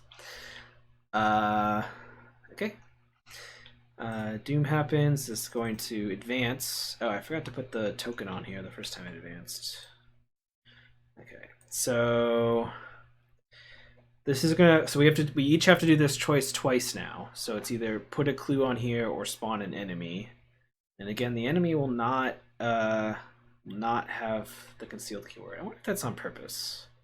Definitely doesn't. It's the rules definitely were resolving 1B and 1A is not in play. Unless they changed it on me and I didn't notice, but could this be? Wasn't there an errata for this campaign? Does that affect the scenario? MJ posted some some errata errata at some point, and before we did the last scenario, I asked Harrison if it applied, but not to this one. We're gonna have to pause and wait for Ben to look at the errata, aren't we? No, you can just make some decisions. It's fine. We don't have time to pause. We started late for me, so yeah, I don't have time. I mean, I don't really want to get two enemies out, but it's pretty bad to put clues in the thing, right? They're clues that we can't really recover, right? It's kind of except by doing this thing, which we're not very good at. We only do this once, right? It says max 1 success per game. But on the other hand, we kind of just need to stay ahead of them, right? And like at the moment, we're very far ahead of them. Isn't that kind of correct? Yeah. So like these are just like permanent ones that like we can't get rid of at all. So. Yeah. Okay. I mean, I found the errata MJ posted. There's nothing about this one. So. Okay. So. Because the other issue is you have to search and the discard pile. The thing is, we could just get out a bunch of the weak little 1 health cultists and then kind of just kill them all, right? Yeah. Like, they're not that hard. And they'll come in with clues on them or whatever. So yeah, I don't know. I think. So what if we get between the two of us? What if we get out a total of 3 weak cultists and then put 1 clue on the thing? Okay. Does that sound alright? Are you able? Because I can't kill. Oh, I have a backstab. I guess I could kill one. But that seems like a waste of a backstab. Can you? Oh, can I kill one of the scarier ones then? Yeah, actually, you could. The thing is that the one that I killed, the 3 health one, has sort of low fight. Like you could probably kill it. Yeah, he's got a 2 fight, and I'd be at a 5 versus 2. I have a lucky, so. Because like if you put 2 of the weak guys on me, I can just probably kill both of them. Yeah, I guess the question is like, do we want to be pulling these enemies out of the encounter deck? Because the more stuff we pull out of the encounter deck, the higher chance the discard pile will get shuffled. Well, we would be we would be pulling them out of the discard pile anyway, because like 2 of the acolytes are in there, and even an aspirant is in there, so we can leave that all in. Okay, yeah, I think we want to keep them in the encounter deck. So let's do that. So we'll put 1 clue on here. I will draw the aspirant because I should hopefully be able to kill it. Okay. And then you draw 2 acolytes. Your acolytes will both have a clue on them, but I think that will not. Hopefully that will not matter. Oh, actually, let's do math quick. The cultists currently would have 4 clues. Okay, they're fine. Okay. Yeah. Okay. So assuming you manage to stab that guy in the back. Yeah. I mean, I could also. Oh, he's actually kind of hard. So, assuming you manage to stab the bad guy from Prince of Persia: Sands of Time in the back. Okay. I think I go first. So because I assume you're gonna kill those guys and move probably. Stab. Right, so I'll get a money from Lone Wolf, and then I'll stab this guy with backstab. So it costs 3 money. So that will be. So I'll be at a 5 versus 2, and I have a lucky. I also have redraw, or I could commit. I'm out of here or something. What's the cultist right now? I'd probably just hold up to lucky because the skull's a -2. Yeah, let's draw. All right, great. Nice. So he dies. Great job, Wendy. I then have other actions. Can I get a clue? Sure do. Can I get a clue from here somehow? I could flashlight. You have liquid icons in your deck? Do I have liquid icons in my deck? I feel I like I haven't seen you don't. play I it feel like I yet. should have. I feel like I should have Those those in my deck. are pretty good, yeah. Hey, um, I mean, it's fine. We never need to get clues from high shroud locations or I whatever. It's definitely fine. completely forgot because those are like another part of the flashlight combo. Yeah. But I'll those might get adoptable. Did I completely forgot about them. Oh man. All right. That's fine. That's okay. So I think I still try to flashlight one of these clues. I think we could cause the thing to advance, which that's probably fine. So let's try to flashlight a clue from here. So it puts me at 3 versus 2 with a lucky and a redraw. So let's do that. Okay, so that I can lucky that. So let's do that. Okay, so I get a clue. This now puts us at 8, so I believe we immediately advance. I guess let me double check the wording here. Yes, okay. So, but we do not spend the clues. So, advance. We beat to the threshold first. You discover what you believe to be the talisman's resting place and scramble to find the key before your adversaries find you. But to your surprise, inside is only an ancient manuscript. This is great. This is like a Indiana Jones treasure hunt shit, right? So As long as there's not like rubber banding shit where like our huge clue advantage gets wiped out or something. okay. But resolve the concealed keyword on each non-weakness cultist enemy not already in the shadows. Oof. All right. Shuffle okay, the encounter discard pile and set aside Umbral Harbinger and Embassy from your Goth enemies into the encounter deck. Shuffle the encounter discard pile. Ugh. So in retrospect, I extremely should have gone first. Right? Yeah. Okay. I didn't think those would get pulled off of you. This is awful. Like the whole thing, like, so Ancient Evils is a fine card. It's fine. But the specific thing where like you draw 2 of them really fast and then hit something that makes you shuffle the deck just is not really a fun aspect of the game. Yeah, it's rough. Okay, so we need these 2 acolytes. Because like we will get wrecked pretty hard if we have to keep flipping this agenda and putting a resource on it every time. Like that's gonna get out of hand. Okay, so we're gonna get 2 guys on here, two unknown cards, and do we want to put the other 2 on my location? This happens before the stuff spawns, right? Yeah. Okay. Okay, let's do that because maybe you'll come to get a clue from here or something. Okay.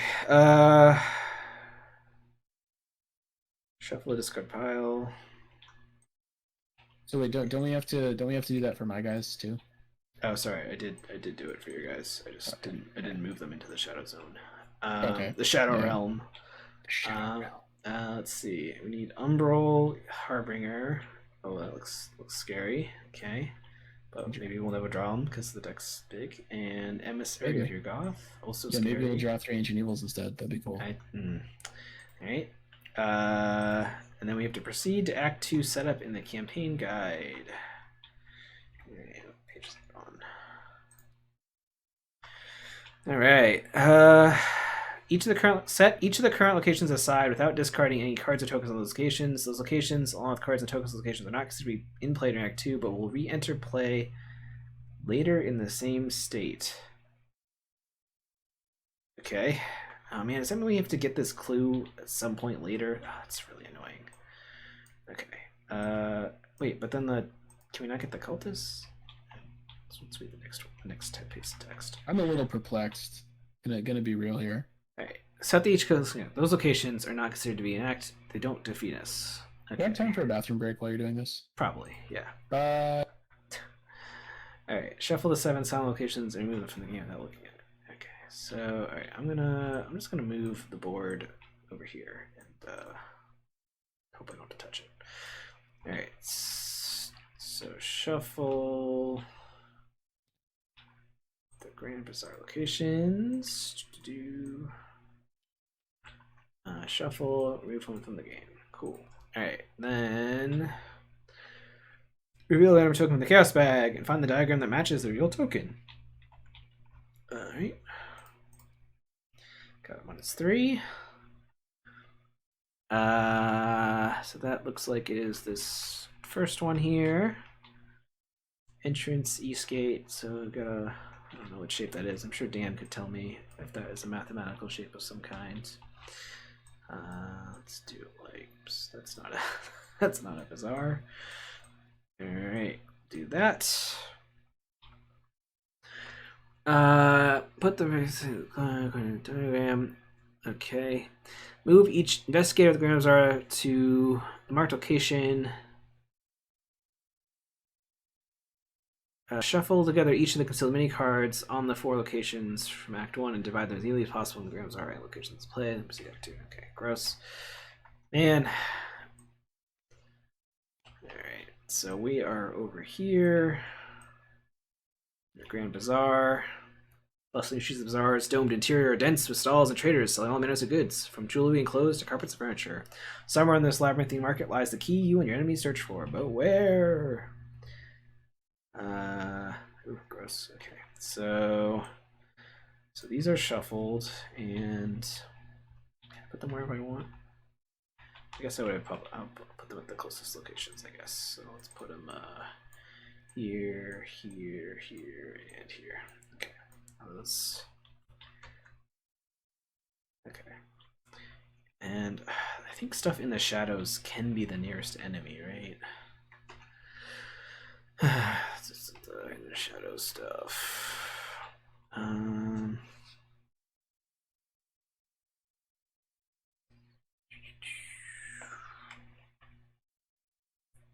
Yeah, there exists somewhere on the map.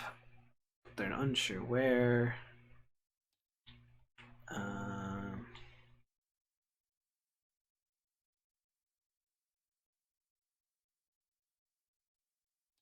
I thought they were still considered the nearest enemy. I thought I read that, but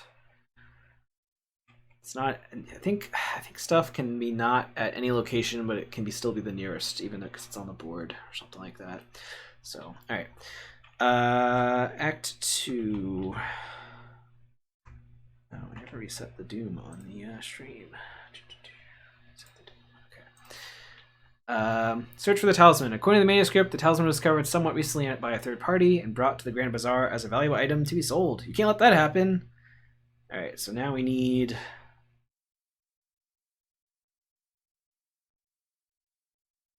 Okay. How are we doing? We are set up. So, 1 second.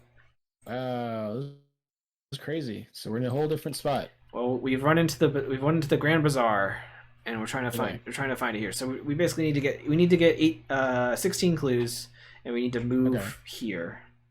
This is this like a really long one? What, the scenario? Yeah.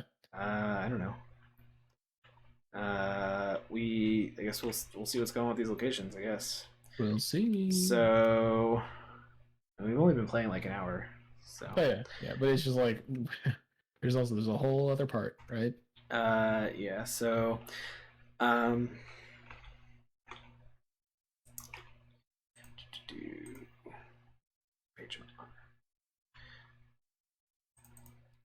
yeah, so we're our location we're at right now is the entrance, and the east gate is this eastmost location, which is what this is referencing. Okay, so it's still my turn. So I feel like I should try to evade the card that's here. If it's a decoy, a clue gets moved on to one of these alkalites, which is sort of annoying, but we're not like at threat of them winning right now. So yeah, I guess I'll just try to evade this guy. I'm at 5 versus 3, but I could commit this. I'm out of here because I don't think there's a resign location.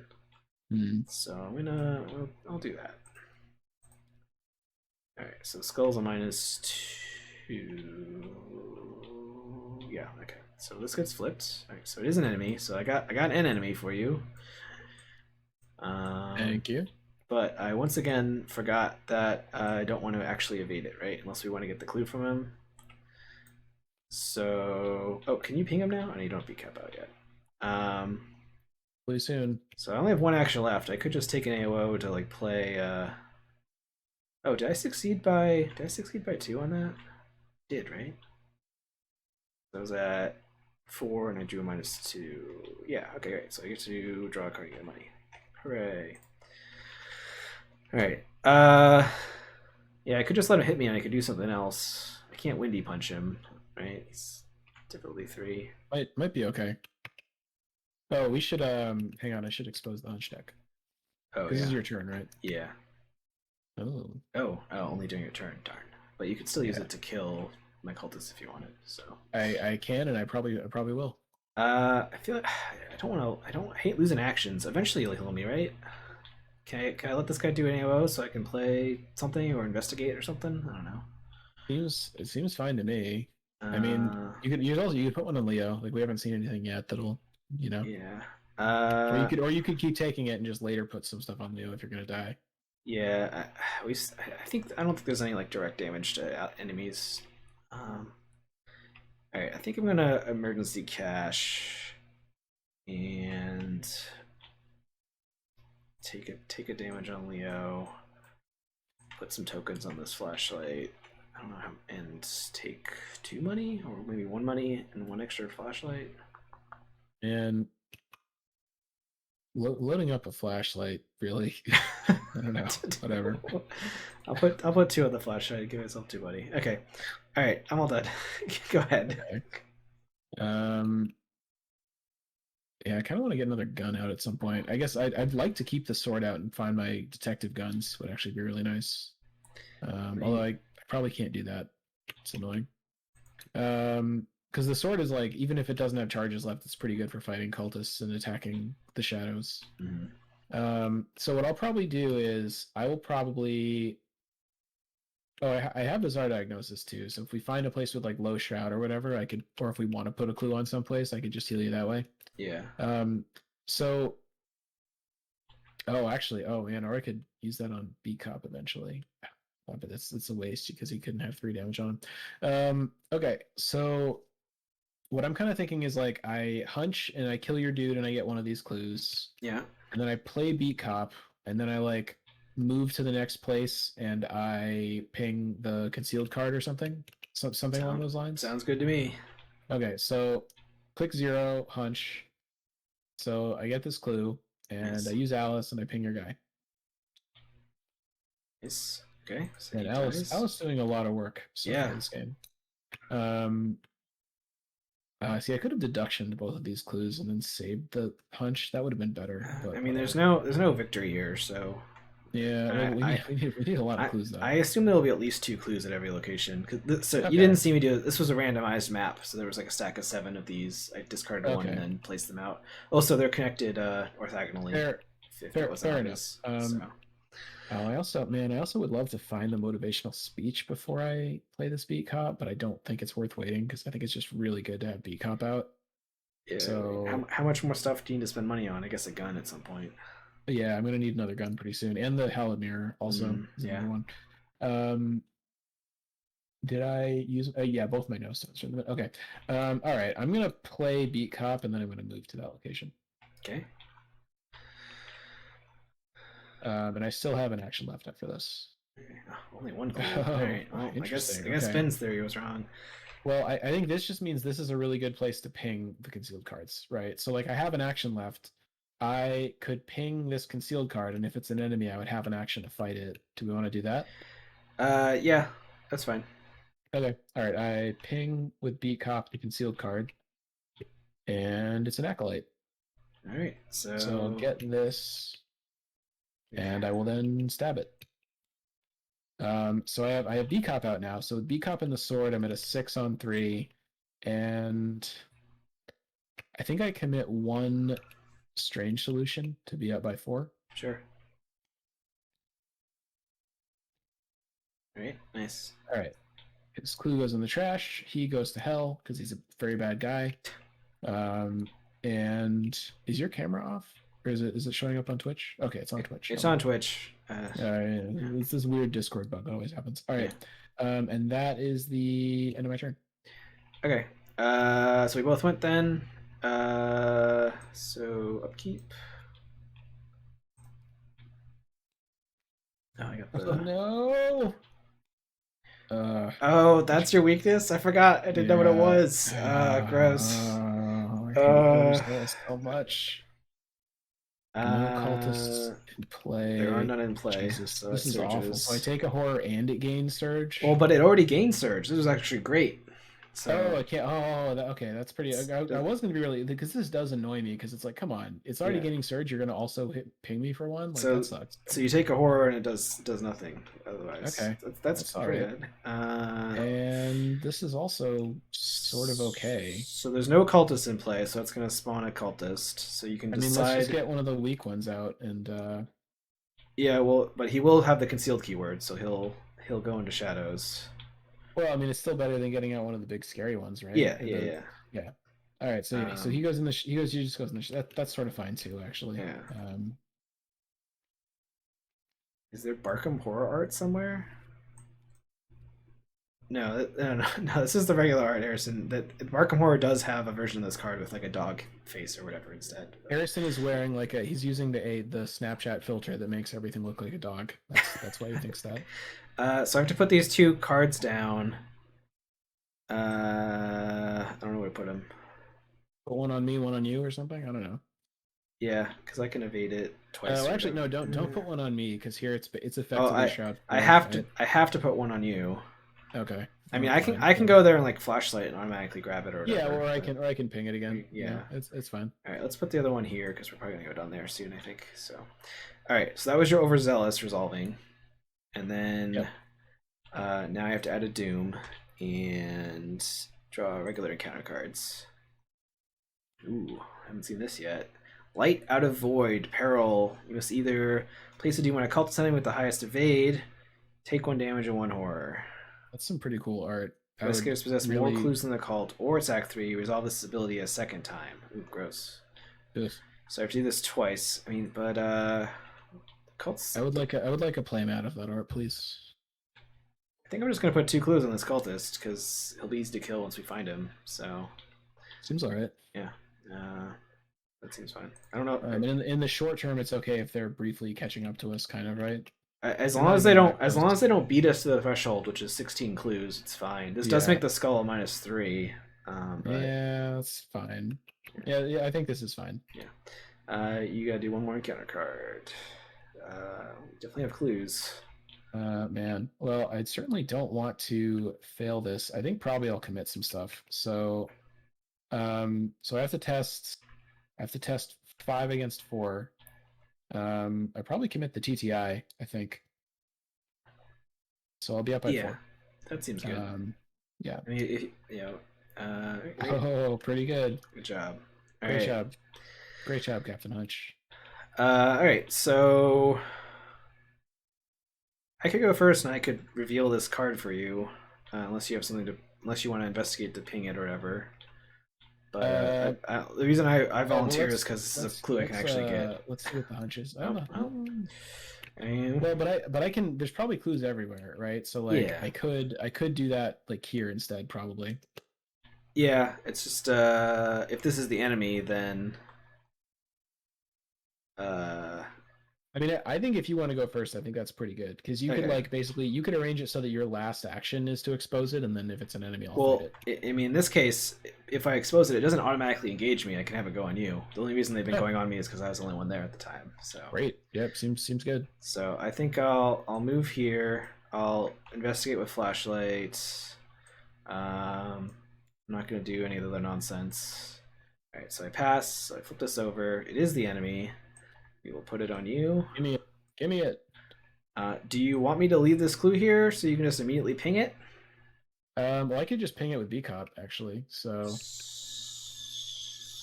okay. Although that would be my last B-Cop ping until I find Hallowed Mirror. So, yeah. I mean, I guess do you want me to leave this clue here, or I could grab it with a flashlight or something? I don't know. Or I can keep going. Okay. I would leave it here unless you really want to. All right, then I will keep going. So I've done 2 actions. Oh, did I take my lone wolf money? I don't think I did. All right, and then I'll move down here. Oh, hey. Okay, so. Whoa. Okay, I don't really want to go there ever. Bad place for you, but I can get all these clues. I can do the windy nonsense. All right, let's do it. So. Oh, you know what's funny? I think Melteroni isn't a weapon. I don't have it yet, but it is funny that if I upgraded it, it would be like, eh. Okay, so I activate the flashlight with the shadow light. So the test automatically succeeds, and I get 3 clues. So I'll leave this clue here, but I'll grab this one. And then that was my 4th action, right? When I moved twice. Yes. Okay. Cool. And we're at 12 clues now. We are at 12 clues, yes. Okay, that's not bad. All right, so I'm all so done. you're finished. So yeah, so I will hunch this last clue instead of beat copying it because I think saving the beat cop charge is good. So That makes sense. click 0. I will hunch this clue. I will trigger Alice, beautiful Alice Luxley, to deal a damage to this enemy. His clues go into the garbage, and he dies like a loser. Okay. And then I could also play the strange solution and work on that, but I'll wait a little bit. So click 1. I'm going to move to the next location. Sure. Test agility. Oh, you just lose an action if you fail. It's not not super awful. fun for Joe. Well, I guess I should try to move out of here last click, probably, right? Well, no. You either lose an action or cancel the effects of the move, so I think that doesn't matter. Oh. Right. What I'm kind of thinking is maybe I keep moving. Yeah. And then that way I can just lose an action because I have an extra one. I'd say go check this to see if it's victory. Because if it doesn't, then we can get like these clues and probably one clue off of here. Yeah, and it's sort of okay if we get separated a little bit. Okay, so yeah. So I second click, I attempt to move to the Grand Bazaar. So I have to test agility 3. I will almost definitely fail. I guess ideally I would be like try to protect myself from the tablet, but I don't think I'm even going to do that because that is not feasible for me. Okay, so yeah, actually X is a 0. It's a 0, so you fail by 1. Yeah. Gross. All right, well, so I fail, so I'll just lose that action and I'll move up here. Okay.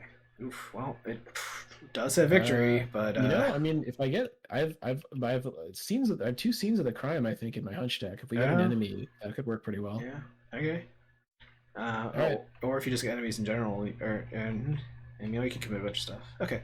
Yeah. Cool. This also lets you steal clues from an cultist, but then it gets returned to the shadows. Okay. Cool. So upkeep. And then Doom happens, and counter card for me. Oh boy. Alright. Wow. When it is dealt damage, you place a Doom on the nearest cultist enemy. It's pretty awkward that this happened when we were about as far apart as we've ever been. Yeah, I mean, it's an evade of 1, so I could like evade it, like engage it, and drag it towards you. So... I was just thinking that the tricky part is that I also like really need to play another weapon to be able to do this. Yeah, I mean, I have, which is, yeah. I think we're maybe gonna have to like evade tank it for a couple turns, but you have pickpocketing, so that's sort of fine, right? Yeah, I have pickpocketing. I have exploit weakness. I don't think I can actually trigger that yet. It's easy. It's easy to evade. Yeah. Yeah. Exploit weakness doesn't help me actually, dealing 3 damage to it is pretty good. I don't think I can actually enable this yet. Why not? I have to make the difficulty 0, so I'd have to reduce the test by 1. You don't have the Gump. I need the Gump or the better flashlight, which I hadn't upgraded yet. So. Yeah, you probably should have adaptable this in. Probably shouldn't have. I probably should have had. Probably should be a little. Look what I found instead. Yeah. That's fine. Whatever. Okay, so but you had drawn an encounter card. Oh, it's too bad Daryl's not hanging out with you, right? Daryl could. I mean, Daryl's obviously like incredible for this reduce the test. All right, nonsense. So the Harbinger is not a cultist, so I have to get out a cultist, and so I'm going to get out the easy mode cultist again. But that will do this nonsense, right? So, but that might be fine for you because maybe you can. Yeah, I don't think it's a big deal. Okay. And the cultists are still nowhere close. Okay, cool. Yeah. So. I'm gonna inspect my hunch. Oh, it's a scene. I mean, that's you don't actually have an enemy there. Can I drag this guy up to you? I don't think so. Well, wait. Evade, engage, move. If you had track shoes out, you could do it. Yeah, I unfortunately haven't drawn the shoes. Yeah. I mean, I could move down here and scene this location instead, but that doesn't seem worth it. Yeah. Yeah, that's not worth it. Okay, so yeah, so I mean it's fine because I can scene 1 clue and get a free ping, which is pretty good, and then I might be able to deduction the other 2. So yeah, I could scoop at least one of them with a future shed the light. Oh yeah. potentially. So, Yeah. all right. So, but I think I go first and I evade and drag him 2 spaces. See, the Yeah. thing is, like, once you come back down here, it's hard for you to get back up here. Well, yeah. Well, and see the other. Yeah. Well, the thing is, what I kind of want to do this turn is like, if things go well, I could get all 3 of these clues and play a sword, and Okay. you could end your turn here with the guy, and then next turn I could move down and hopefully kill the guy. Although it might be kind of tricky, but we could maybe do it. Okay. Yeah, because he's a evade of 1, so I can tank him a little Because I bit. do need to like I think I do need to play another sword or whatever. I'm not going to be able to kill him. So Okay. Yeah, he also he gives the enemies a bunch of clues if there's any on the board. But right. we're also Oh like way man, ahead right now. I need more money though. I don't have money to play another sword. This sucks. All Well, right. we can make it work somehow. Yeah, I'm gonna go. So I'm gonna try to evade him. I guess I don't bother committing anything, right? 'Cause I'm at Yeah, 4 above. doing So yeah. you're doing fine. But unfortunately, it doesn't. Nice. If I commit, then I could have triggered pickpocketing, but whatever. Yeah, you maybe should have thrown the man decks just to draw more cards, but whatever. Yeah. Oh no, I wanted to do some nonsense to. Okay, whatever. That's fine. So I evade him, I engage him, and then I move twice. So he's still on me. Or they're still on me. Who knows what this thing is? And that's my turn. Okay. So I will click 1, play the scene, get one of these clues. Actually, wait a minute. Do I? I mean, I'll do it, but like, it's not like we were even in that much of a hurry to get rid of this guy, right? Which guy? The guy who's in the shadows. I mean, we're not desperate to get rid of him, but we do want to. So, Yeah, but we that's you, fine. it's All not right, the end of the world if we don't do it till next turn or something. I found him. Oh, nice. Okay. So yeah, what I'll. I mean, it's actually awkward because I have a lot of other stuff I have to do, but I will. I mean, yeah, I'll stab him with the sword, and then I'll try to get the other clues. Is what I'm thinking. Okay. Man, do I have 2 crack the cases in my deck that I haven't drawn yet? I think that's. And this place is trap 5. Yeah. I might not get all the clues this turn. We'll see. Okay. All right. Well, anyway, so if I use the sword, I've got a 6 against 3. How hard is it to fight the? Oh, he's equally tough. I probably shouldn't use this overpower. Did I already commit one of the strange solutions? I did.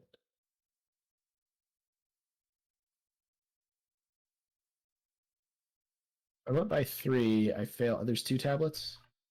There's 3 tablets. Three tablets. Okay. I think I gotta commit something then. I could commit the other sword and then play the 45 instead, but I like the sword a lot better than the 45 for this scenario. I mean, I guess the question is, how do you definitely need to kill him in this one action, or is it fine if you miss and have to try again or something? I think we have a lot going on, and I don't really want to. I don't really want to risk it. Okay. I'm gonna commit the strange solution, and probably I just won't discover it this game. That's fine. Okay. So I'm up by 4. Oh, tablet Nice. time. All right, so this guy dies. I've 1 action left. I do not have enough money to play the sword. I could move down to you, but then I'm leaving 2 clues here, which seems bad. I can investigate with a deduction and be it a. I could commit stuff and be, I think, high enough to get both of these clues. It's very annoying to not crack the case, but I think I probably just do it. So I think I'm gonna. If you leave 1 clue there, I can grab it next turn, but I don't know if that makes any sense. Because you could like potentially get a crack the case. I don't know. I feel like I should just burn the deduction. We're gonna have enough other stuff going on next turn. So okay. All right. So I'm gonna commit. So I'm at 6, 8, 9 against 5. Okay. Nice. Okay. So I get both of these. Okay. And that's the end of my turn. Yeah. So we have enough. Do we have enough clues? Oh no, we're short. No, we have to do enough. 16.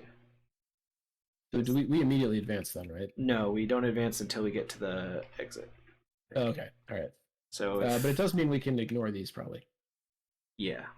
Although, if the next agenda works like this one, a couple of one-shot clues are pretty good, and we should maybe try to get them. Yeah, I was thinking grab them because there are the take damage or discard a clue cards in there.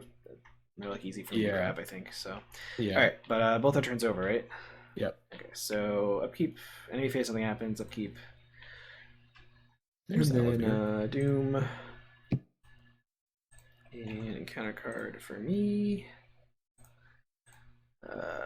No cultist enemies, so I take a horror and I should put that on this thing when it surges. This is a cultist, right? Yeah. Okay. Well, there's that thing. I'm gonna spend a clue because I'll pick up a clue from here anyway. Yeah, it seems fun. All right. Oh, all right. Well, so that is gonna make us advance, which means we have to do the thing. I forgot to put the thing on here again. There'll be 3 at the end of this. So we have to each resolve this 3 times. So I mean we could just load up 6 clues onto here because we're still way ahead. Because that'll put us at 8. They'll put us at 8. They'll put them at 8 versus 16. Or we could grab a couple enemies. Grabbing enemies normally would make sense. It's just that we already have this giant fire bat to deal with or whatever. Yeah, do you need the ping from Beat Cop? Because you could like draw an enemy and put it on you or something.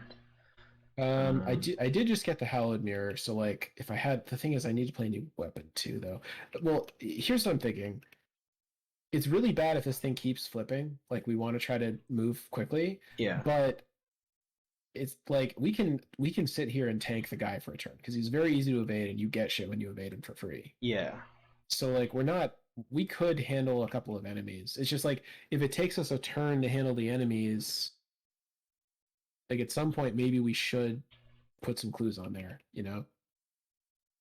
Yeah, I think we probably put some clues in there regardless, right? We don't want 6 enemies, but we could we could strategically pick. Like we could pick all the weak guys. Well, so like what I'm thinking is like suppose we got out one weak guy and there's also like okay, so you're gonna evade the big guy. Mm-hmm. We could have you evade. The thing is, evading them just kind of sucks, though, right? Yeah, if I evade him, he'll poof into the shadows. Although that's not that bad if we're not trying to hunt something in the shadows, right? Yeah, I mean, eventually we might draw the wizard or the sinister whatever's. No, you're right. Okay, well, how about this? So what if we put like 4 clues on here, and then draw 2 guys.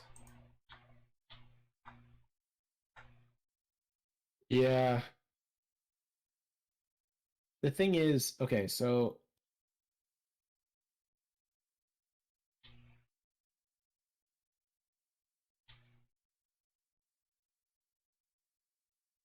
man, it's tough because everything is like pretty hard to hit. Like even the cultists are difficulty 3, right? Yeah. Which is not that bad, but okay, let's just keep moving. What if we just put 6 clues on there? I'm fine with that. I think let's just do that. That's fine. Yeah, let's just do that. All right, then that was your Ancient Evils advancing, right? Yeah. Okay. Yeah. So next time we'll have to do that 8 times. At which point we probably definitely have to take some enemies. So yeah, definitely. But we might be able to get out of here before then. So well, let's hope we don't draw like 2 Ancient Evils. Okay. So... All right. So I guess I'll go first to evade evade this guy. Oh, Hunchback. Yeah. Nope. It's a useless logical reasoning. Yeah, I think you're gonna evade him. I think we're probably not gonna kill him this turn, but we're gonna like mostly kill him. Okay. All right. So I will try to evade him. I'm gonna commit resourceful, so I'm at 5 above. Do I commit the main dex to also just draw cards? Yeah, let's do that. All right.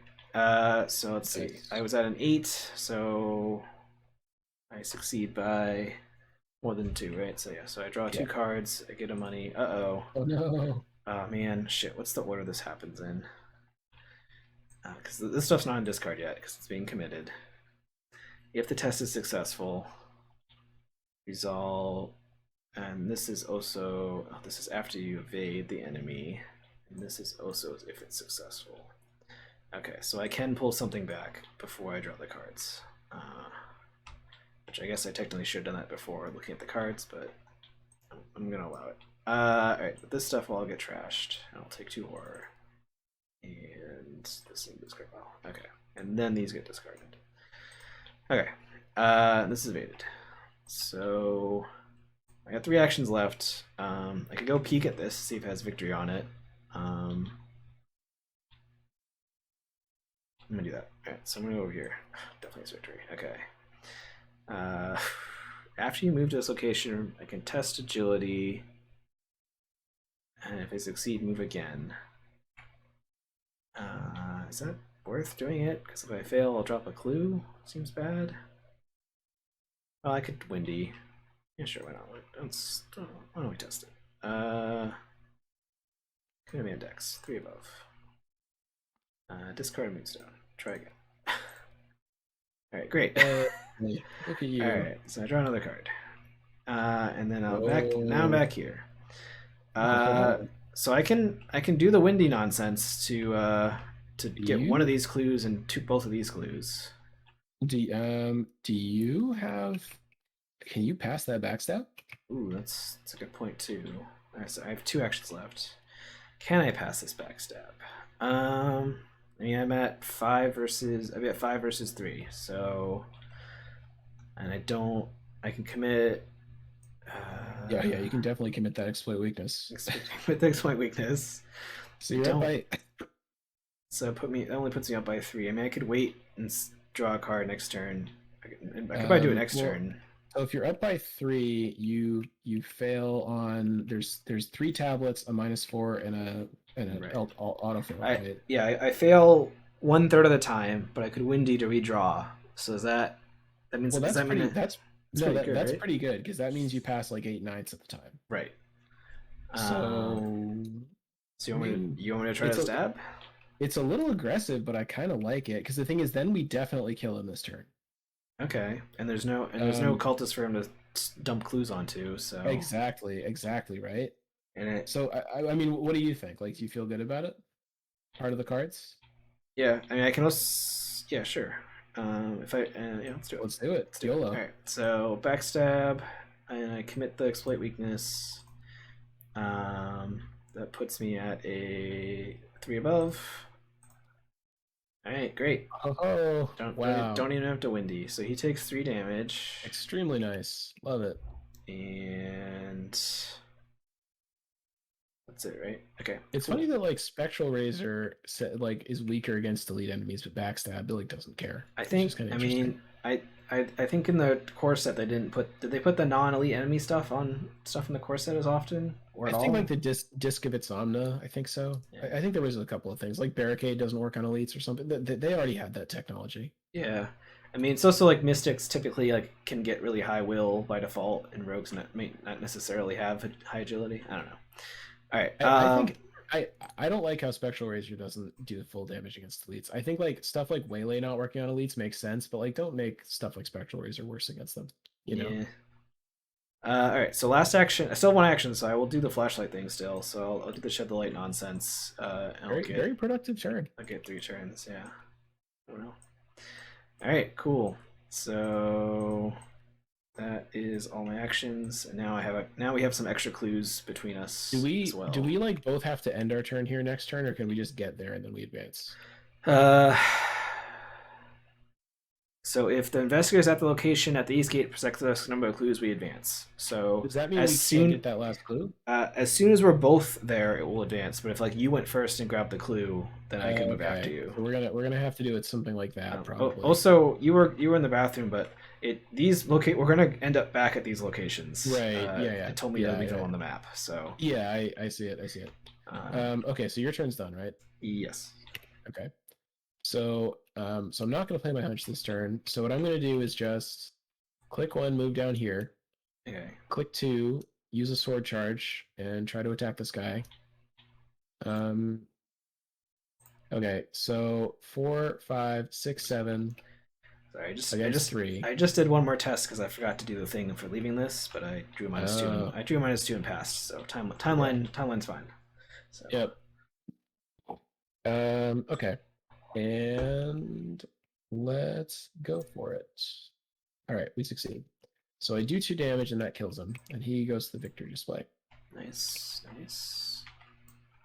And then I have one action left. I can just move, and I'm probably gonna Yeah, probably you'd have to that succeed probably that won't happen, right? test. So I feel like probably what's gonna happen. I think I guess I could play a new sword. Yeah, I mean that seems reasonable unless you really want to get the gun for some reason. But you said you Well, I'd wanted the like to sword get the better. hallowed mirror out too, but Hmm. yeah, no, I'll play a new sword. Okay. Hey, you haven't drawn your guns yet either. You have 9 cards left. Yeah, and no crack the cases either. But that's fine. That's how it goes All right. sometime, right? So Hunch deck gets shuffled and upkeep, right? Yes. There's a crack the case. Little too late. So winging it. Well, actually, crack the case at the last location is pretty good though. Yeah, you might be able to do that. Alright, did I forget to reset the Doom? I did, right? Yeah, okay. So Doom happens, and encounter card. Ooh. Alright, so he's gonna go in the shadows. So I'll deal with that. Although we might, if we leave, maybe we don't care about it. They'll probably like get teleported I over feel here or like something. he'll stay in the shadows probably, But we also might not. that's Yeah, we're not. yeah. We don't have to kill him immediately. Yeah. All right. So I'll deal with that. Actually, you could. I'll put one of them over on you, and like you could. When you get the clue, ping it, whatever. So. Yeah, I mean, what I'm hoping is, yeah, we'll see what happens. Yeah. Go ahead. Draw your encounter card. Figures in the dark. I obviously choose for this guy to attack me. Yeah. Yeah. These enemies have not been too scary. This is probably a generic encounter set. Yeah. So I assume in future scenarios it'll be scarier. But it is. Yeah. No, it's interesting. right. I see. The thing is, like, I'm trying to figure out: is there a way you could do this? Suppose you were like a solo and you weren't that fighty capable. Are you supposed to just like keep finding the guys and then evading them and like getting one clue each time? Like, that doesn't seem like that would really work very well. Well, I mean, Each time you're they go, gonna each time they go draw. back, you're gonna make more decoys. You make more decoys, but they won't have clues on them necessarily. Oh, Yeah. I guess this guy will, right? Because these guys get new ones. Like just evading you. Yeah, like this. That's what I'm saying. Like this guy, you could kind of just keep letting him go back, get a clue, find him, evade him. But like, it doesn't seem great. Yeah, I don't know. It could be He's trickier in he's solo. also hard to evade too. Yeah. Whoa, are you seeing his flavor text? I've seen the Dark Universe outing where the Black Planets roll without aim. See, this guy showed up. This guy showed up day one to watch The Mummy 2016. I mean, didn't we also do that? Weekend It was one or something. weekend I one. don't know. Yeah. It was pretty soon. Yeah. All right. So he's out. Cool. So you hunch deck, check your hunch deck, and then go first. I think. Ooh, oh, that actually sucks. If I had a shortcut, that would be good. But Yeah. the problem is, I don't think I can get that clue. Hmm. I think if I draw cards, maybe I'll find something. But unless I find something, I don't think I can get it. And even if I find something, click one, I probably can't pass the test to get there and get it. Okay, so can I get the clue then? I mean, I can play a flashlight, and I could, no, winging it doesn't come on a flashlight. Terrible. No, this got discarded at some point. I don't know if I can get the clue either. I mean, if it's Shroud 2, can you commit something? Shroud. I mean, I guess you could like, yeah, I don't know. I feel like with a couple of attempts, maybe, right? Yeah. Like you could check the winging it and try again. Yeah. You'd only be up by one though. I could draw a card first. I don't know what I have for. What do I have left in my deck? Track shoes. I have one lucky. I have a waylay. One winging it. I'm kind of mad because I think I should have, instead of playing the sword, we should have risked it, and I should have moved last turn. Well, but like, how would you have passed the test? Well, no, because the scene. I could have just played the scene. No, but how would you have left this location? You have to pass the agility 3 test. Yeah, and no, you right. only had one Yeah. action. So. No, you're right. You're right. Yeah, and you don't have any. Yeah, no, that would. Yeah. Really don't want to lose that victory. Yeah, I mean, we could just set up this turn. We could take a turn off and set up a little bit. Like I could try to evade this card, and if I succeed, I get. Oh yeah, if I evade the card, I get a free card draw and a money, probably, right? Because it's a shroud. It's typically one. And if it's a guy, you could stab it or whatever. Yeah, might be all right. And I guess you'd have to stab it twice, which isn't best. But you could also like Yeah, I don't. overpower. And I mean, I don't super want to fight one of those guys unless we have to. Like, if we could just let him chill there for a bit and see if he dies or see if he follows us, like that might be fine.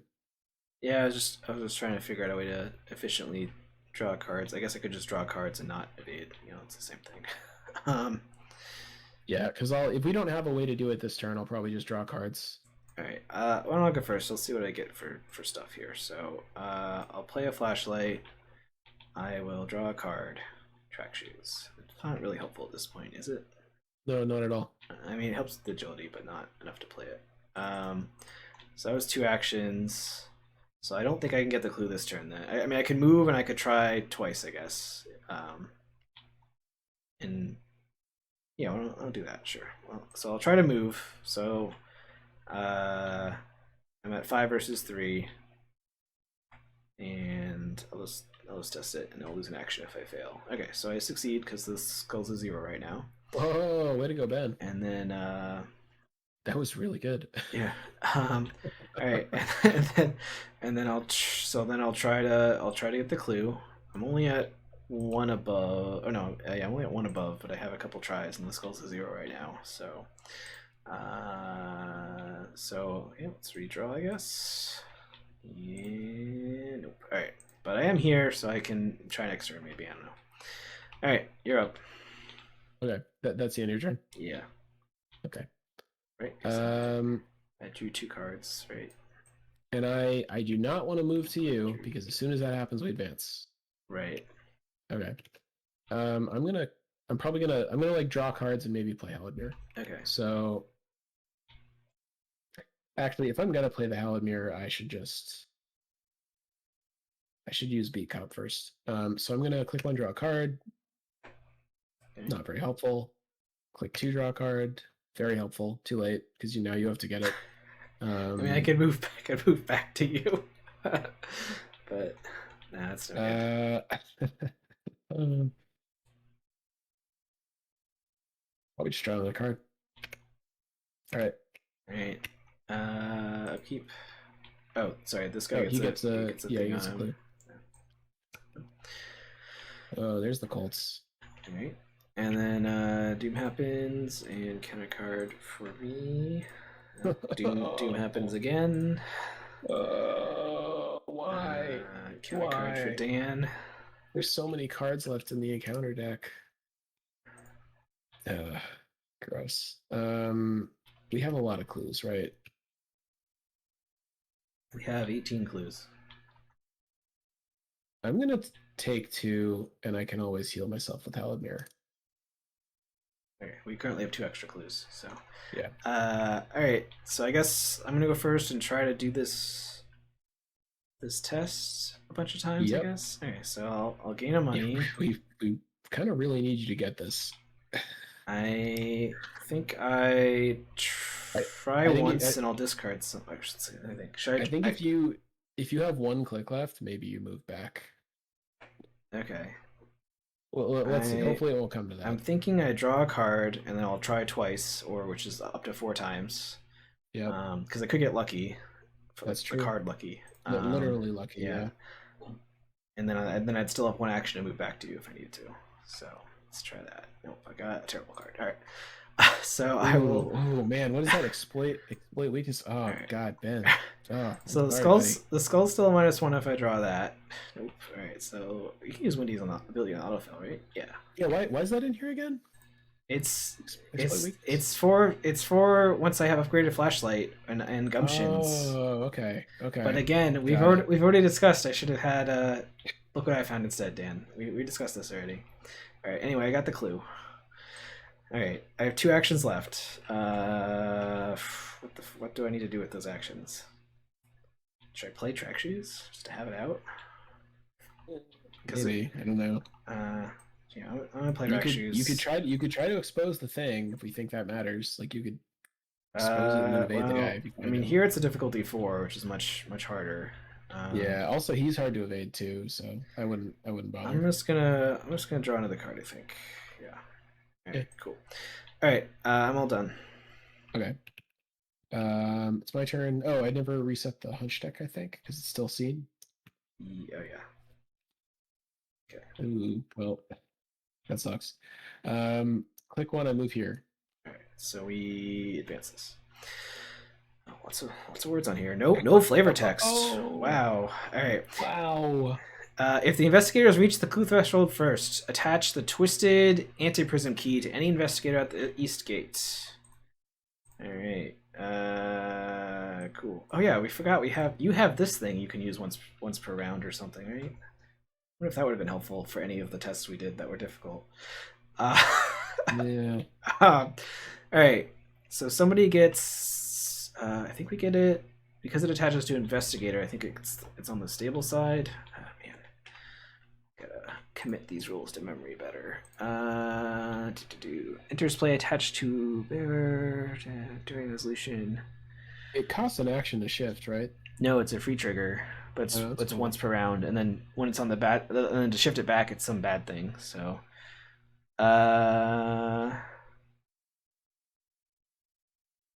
let's see. Oh man, that would be dope as hell for Murray or Amina actually. Oh, here if the keys bearer is an investigator story asset, enters play stable side up. If it's an enemy, it is unstable.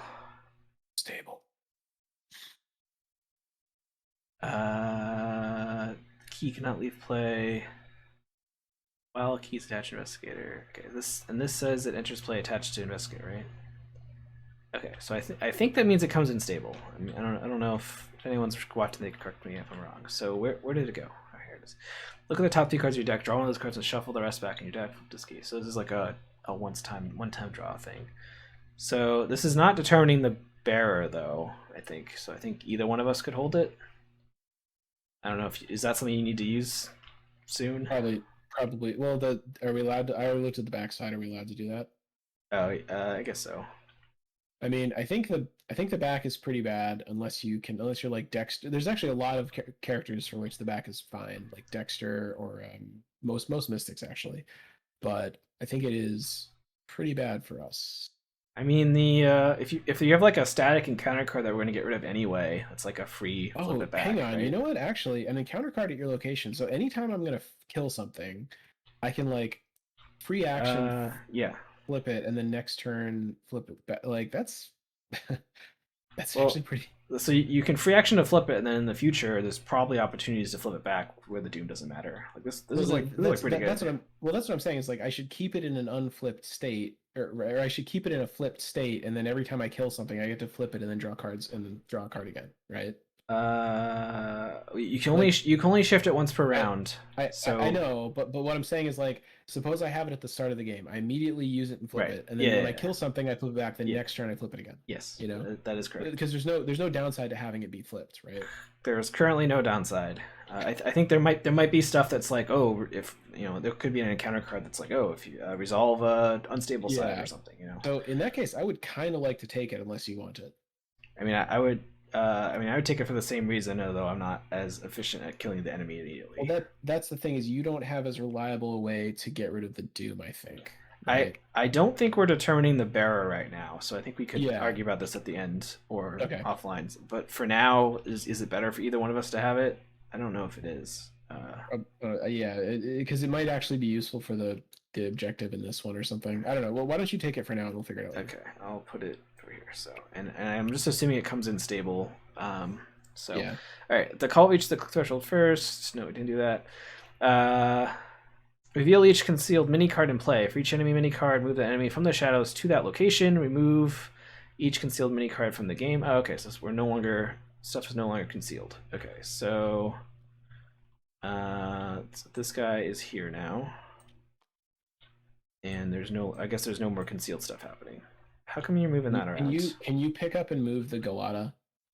Okay. Why? I'm trying to carefully move these so that we can place them the way they're supposed to be placed. Oh, okay. I didn't read that yet. So, put the locations of Act 1 that were previously set aside back into play with the hanging studio to the left of the entrance of the Grand Bazaar. These two locations are connected to one another. Okay, so we have to run out now. Oh, we have to run through that stupid location with the agility test again. Looks like it. Oh, Jesus Oh, Christ. and more annoyingly, this location didn't despawn. I sort of thought it was going to despawn, but nope. All right. So we got the docks into play now. Figure out where the docks go. Looks like it's next to Plus and Diamond. It's Diamond. Is there another location? Oh boy. All right. I guess I'll put it here for now. Each investigator and cultist then. Well, no, sorry, I shouldn't be reading ahead here. Okay, we lose all our clues. Flip the unveiling story card over to the other side. Move all clues from it. Advance the action directly to the chase. It is both the current act and the current agenda. Okay. Oh boy. So collecting those 2 extra clues did nothing. Well, I mean, we had them to spend on stuff. Yeah. Which I did spend one. I think you did not. I definitely chose the wrong answer in that peril. It's unfortunate.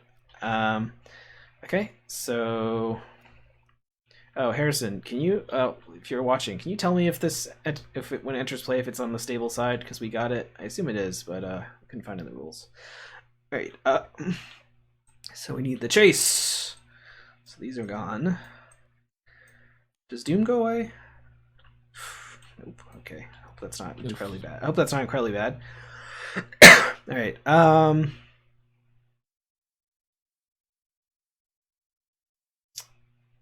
This is a Doom Thresh. Okay. Is this just going to immediately advance? Well, hopefully that's not bad. Each non-weakness enemy gains Hunter, Prey, investigate with a twisted anti-prism. If the anti-prism is attached to the enemy, it gains patrol docks. When one or more Doom would be placed on an enemy, instead moves and attacks as if it were the enemy phase. That exhausting. After a non-weakness enemy attacks, investigate with the prism. So it steals it. And it says it changes it to unstable side. Then the enemy shifts it. Okay, so that's bad. After you evade or defeat the enemy with the anti-prism, take control of it, attaching it to your investigator. Okay, so I think it's stable just because if an enemy steals it from us, it'll flip back from unstable to stable, and then when we steal it back, it'd be stable. So okay. But additionally, we're at 3 Doom, which means we're gonna immediately advance this, unless I missed saying it cleared it. Was there a remove all Doom in play? I guess not. Well, it says advance the act and agenda directly to the chase, right? So if you advance it, you clear Doom, right? Yes. Okay. That's not a lot of time, though. I think that's correct, right? I don't know. I'll double check that. But okay, so but still it's still your turn. Right? We extremely should have tried to chill and advance at the beginning of a turn. Like this is bad, actually, right?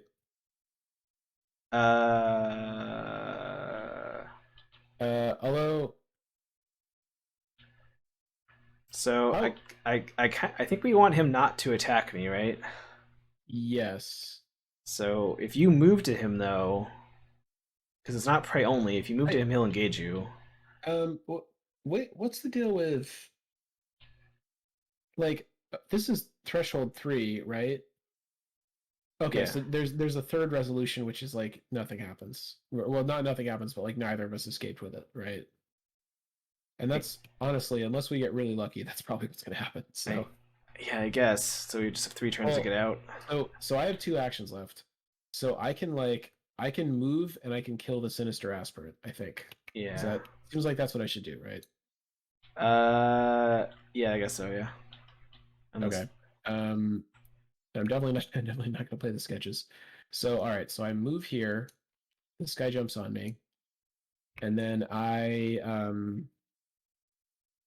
yeah, this is tight. Okay. So if I use a sword charge, which I do, then I've got 7 against 2, so I don't actually need to commit anything else.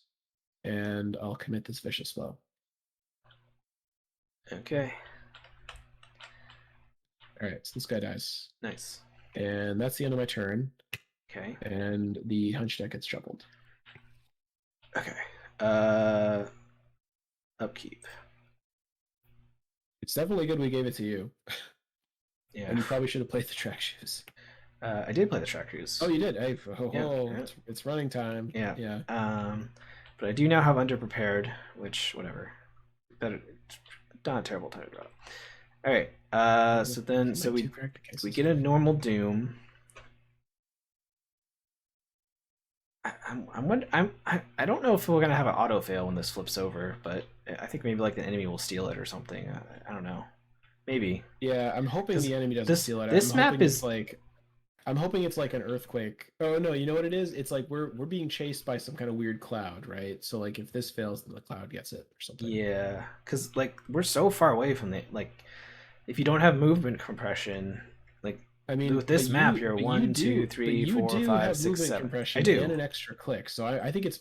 Yeah, no. I think we could get out. I'm saying that for a regular investigator, not all investigators have that compression, right? So like, if this is balanced against having to get out in 3 turns, which is like 7 actions potentially.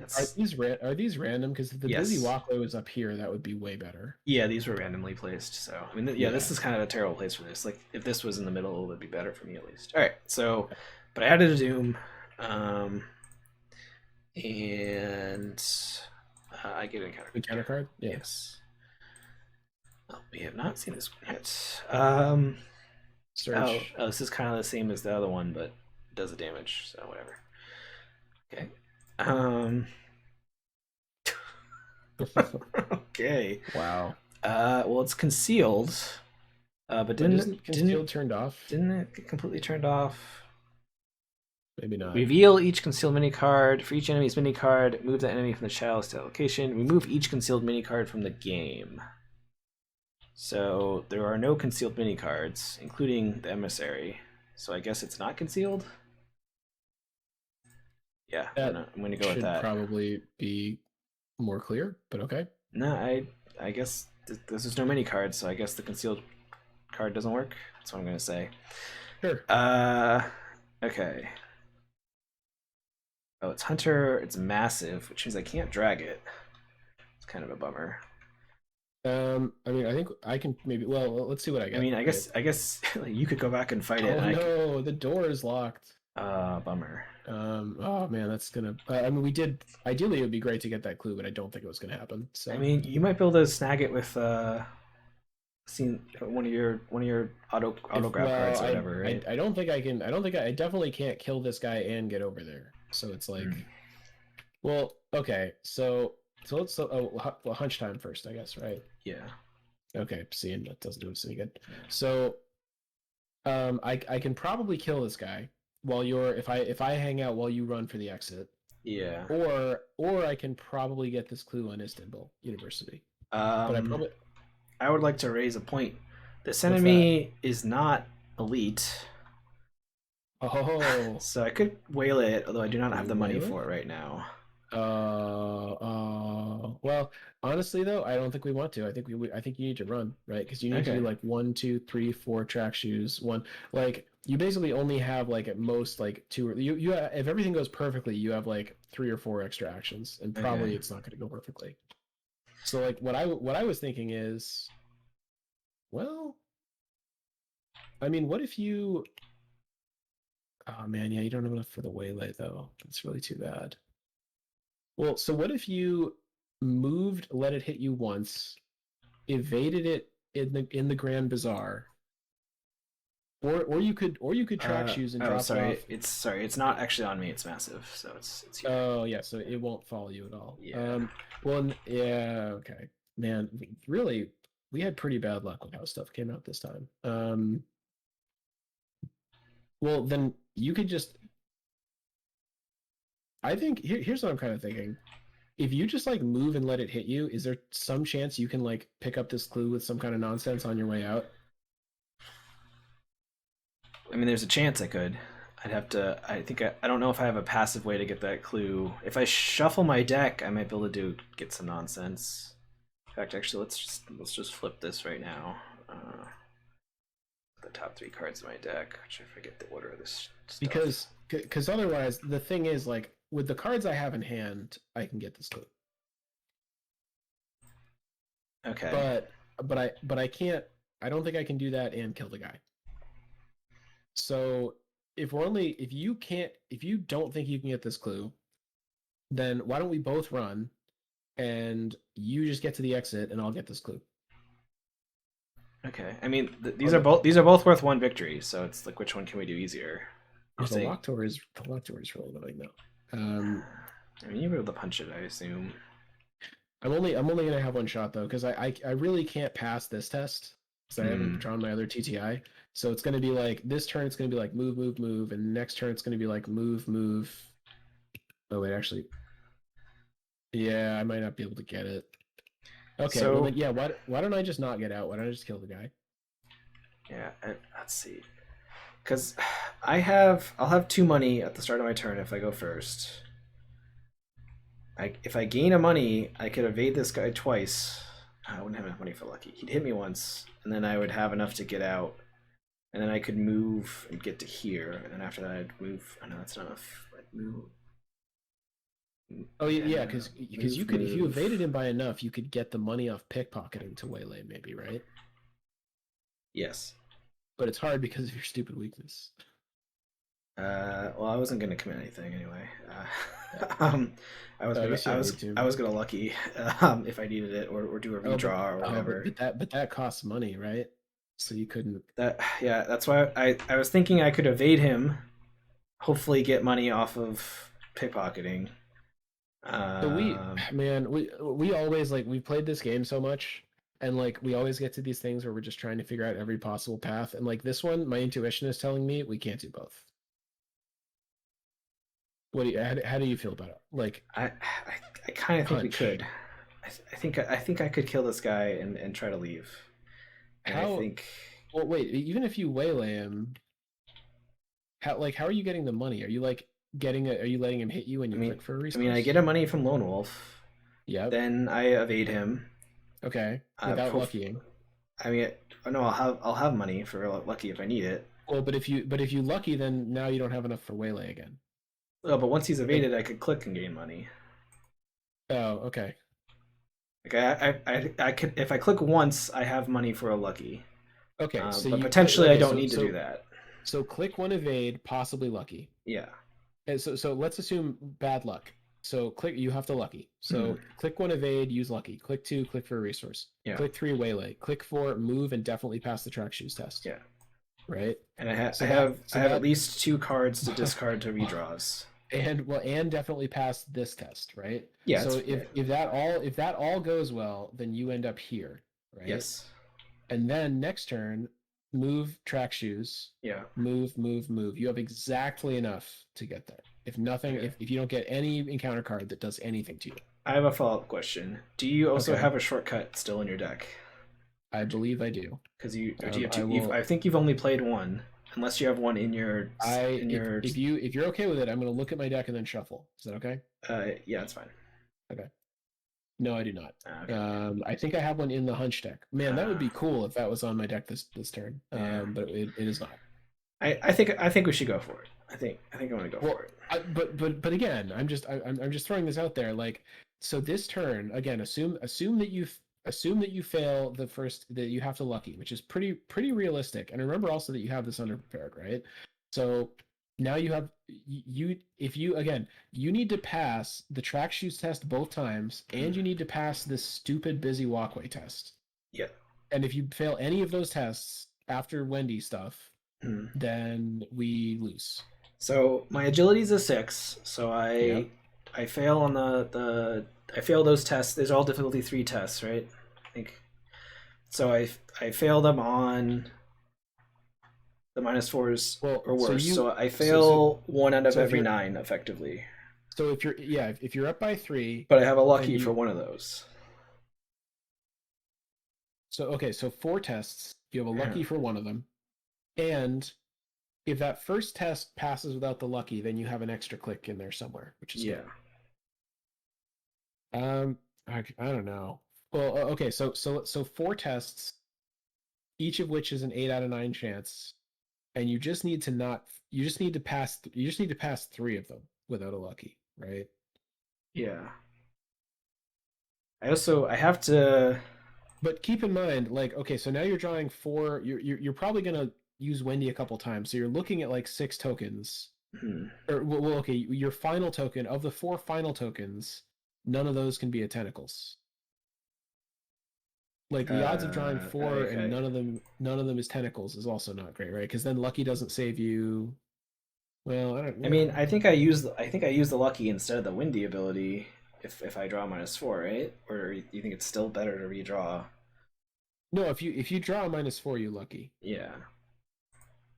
I don't know. I I mean, I think this is risky. If you want to do it, I'm down for it. I think I'd like to go for it. I'm not Okay. I'm not 100% confident we fail if this slips, but it's possible we do I fail. I don't know. that's a nice thing to believe. I wish I believed that. But yeah, no, that okay. This is more fun. This is more cinematic for the 2 viewers. One of which is me, one of which is Harrison. So, Okay, um, I just started something else though. Is there's a requirement to enter the docks. You have to discard any oh, combinations, cards from your hand, or assets. Oh, assets from your player with at least 3 matching skill icons. That's fine. I can just discard. I could just discard. I can discard all this shit if I need to or something. That's fine. yeah, Never okay, mind. yeah, I'm not worried about that. that's I fine. just noticed that. I thought it was gonna be scarier. All right. It's going to be interesting if yeah, okay, and I definitely don't have to get to the docks, which is good because it's like literally impossible for me to do Yeah. that. Okay, So I gain I a. I don't think I like this scenario a whole lot. You know, like the scenario as a whole. I think it's alright. No, it's all right. There's definitely a lot of moving parts in it. It doesn't feel like they play tested the shit out of it. Is what I'm kind of getting at. Yeah, I don't know. But we can talk about that All right, later. so I gain a money from Lone Wolf, and then I'm gonna try to. I think I just try to evade, right? So I'm at 6 versus 3, -5. So I could redraw or I could immediately lucky. I think you should lucky, but it's Okay. up to you. All right, then I will lucky. So this guy's evaded. Then I so now only get 1 clue, right? Or only get 1 money because I passed exactly. Yes. Oh, that's kind of lower. So maybe I should redraw. Because if I draw better, I could get an extra card for doing stuff. I don't know. Yeah, I don't know. I don't know. Because this, yeah, no, I think I will redraw. So I will discard. I mean, I guess you know what? I guess if you fail this, then we just don't waylay and we lose an XP. Yeah.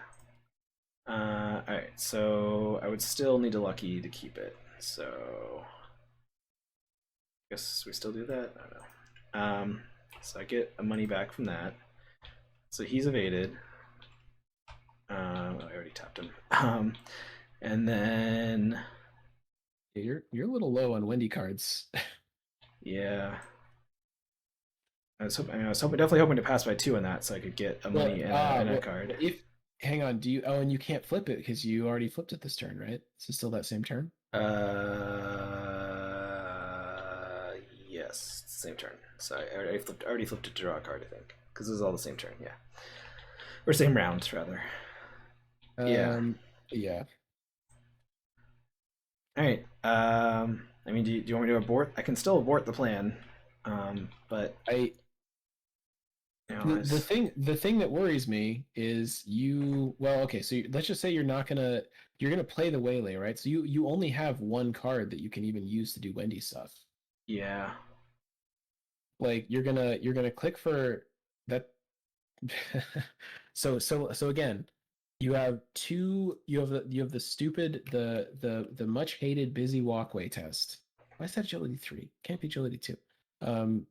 So you have that, and then you have 2 track shoes tests, and you need to pass them both Mm. because you only have 7 clicks left. Again, assuming nothing bad happens in the encounter phase, you need 1, 2, 3, 4, 5, 6, 7. Like you have like 7 actions, and you need to travel 7 places.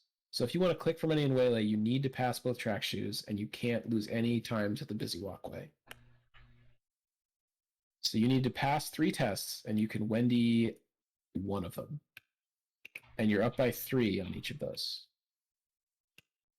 And there's 3 tablets No way in the to draw back. cards. Yeah, it didn't actually make sense for me to commit this, right? Because it was just to make it so I draw a card back. So I should have just kept the lucky, right? Yeah, you should have kept lucky. I mean, it could have worked. Like you could have basically kept the lucky instead of another card, but no, well, what I'm saying is if you had drawn a better token the second time, then you would have had a lucky instead of the winging it. Okay. In your hands, which is a little bit yeah. I mean, you shouldn't have done it, but like it could have been better. It seemed reasonable. It's up to you. Can we pass these around? Wendy's in charge. It's Orphan City over here. I want to go for it. I want to get money.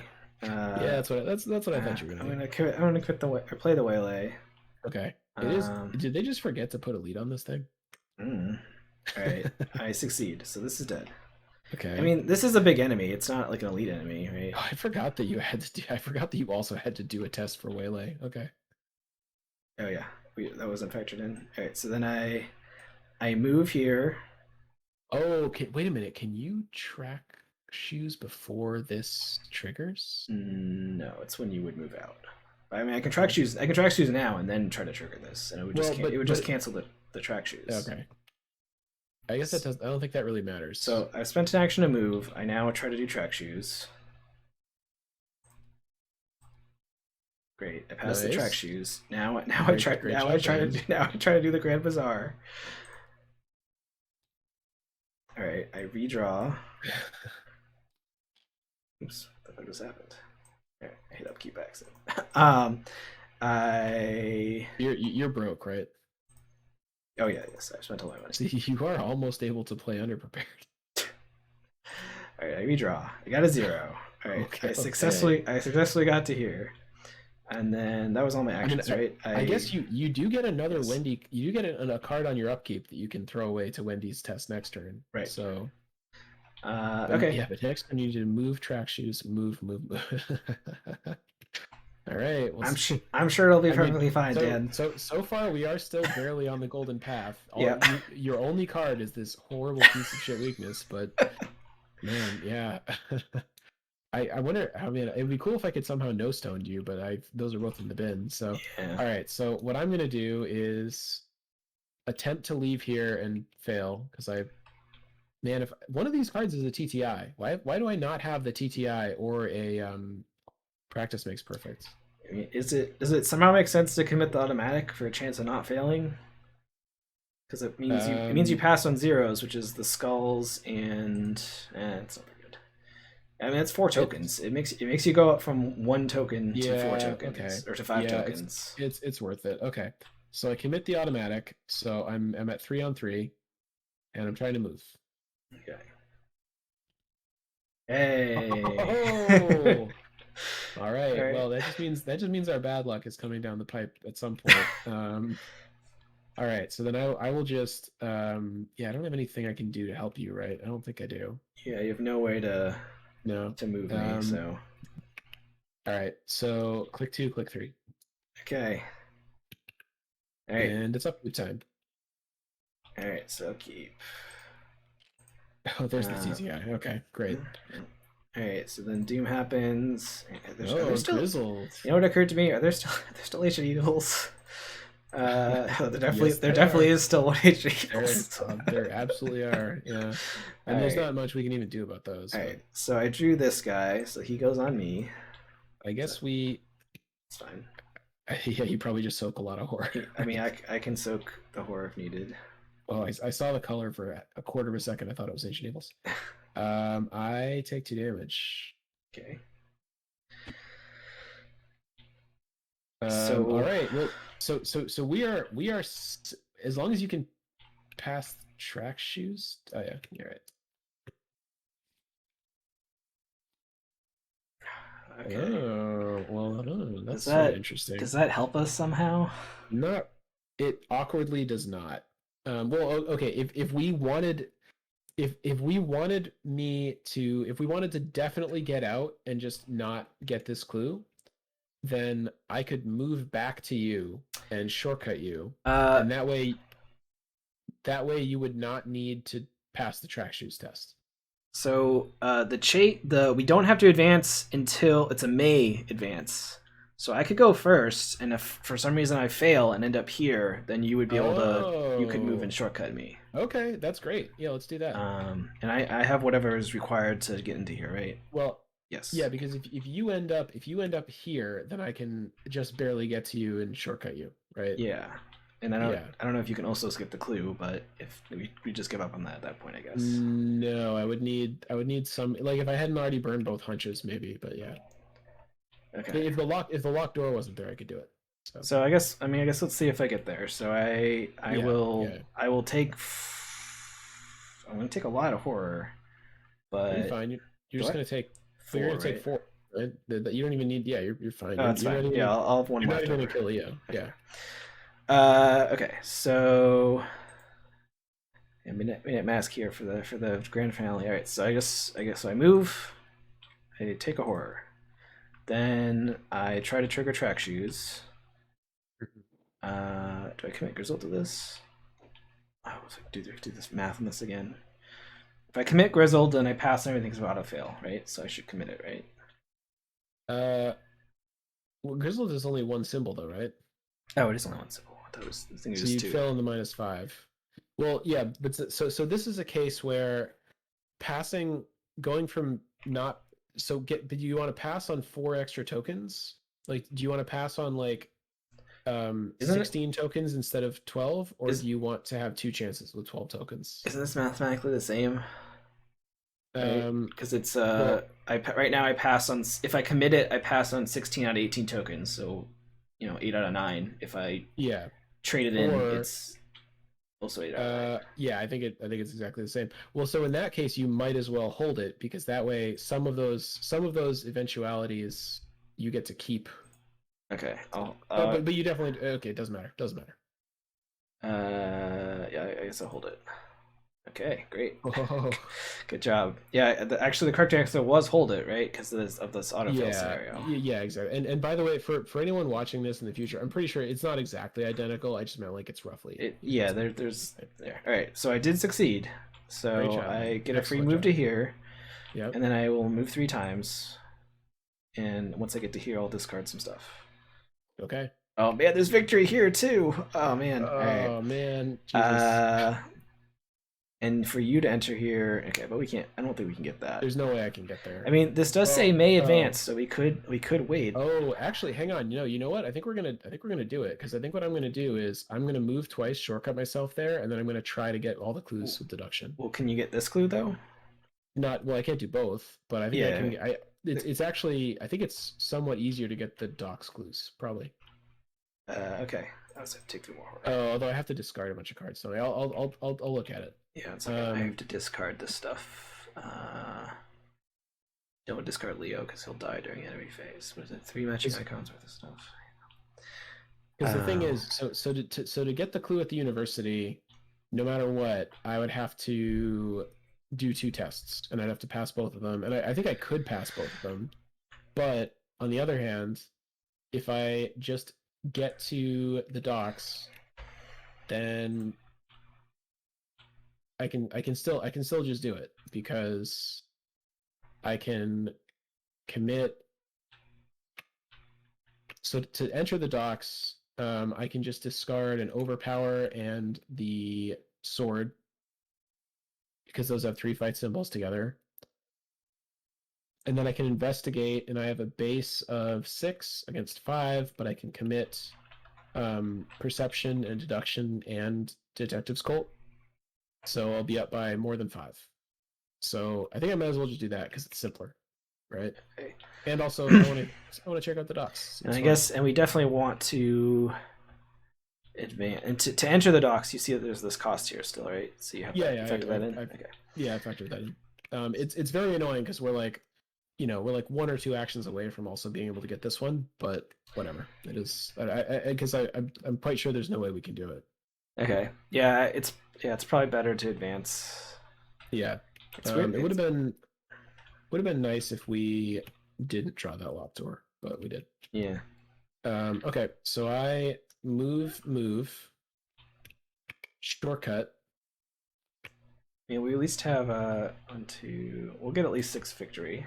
I discard overpower and the sword.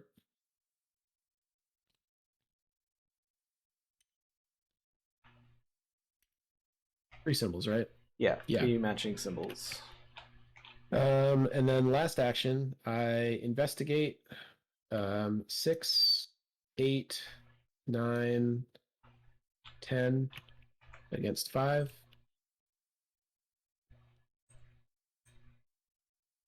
And I succeed and I get both clues. Nice. And I crack the case. Great, thanks. Gotta do it. I drew those 2 fuckers right at the end of the game. You bet. I'm gonna play one. I'm gonna play one. Come on. Yeah, it's fair. Come on here. It's fair. All right. All right. So I guess we advance, right? Yeah. Okay. So we will proceed to Even Joey D made it out. Who'd have guessed? Yeah. So we proceed to resolution 1. Where's the campaign guide? Page are we on? 25, I think. All right. Once you and oh no, I forgot to pronounce her name already. Ece are safely that was not right. Are safely out of the city. You seal the talisman back in its case, speaking the proper words to contain its power. As you do, the uncanny eclipse looming over the city comes to a swift end. Was there an eclipse over the city? I feel like I missed that. Well, I think the idea is supposed to be like, oh, there's something blocking the sun. What if it's not a moon? Oh yeah, right. It's a yeah. Got it. All right. So we refused her offer. So you take a moment to look out over the sea and appreciate the beauty of the gentle waves, glimmering with the reflection of the now shining sun. As you leave Istanbul behind, you allow yourself a bit of hope. Perhaps you could have trusted Ece, but you shake your head, filled with grim resolve. No, this relic is something you must protect yourself. Someone else might use it for ill, at least in your hands. You know it's safe. Alright, we get Victory X, somebody becomes the bearer, and we get 2 time marked, which I think means I have to do a thing. Yes. Is that on this page by chance? No. Alright, so I guess let's do this quick. So we get 6 experience, which actually we should be at 11. Is 6 correct here?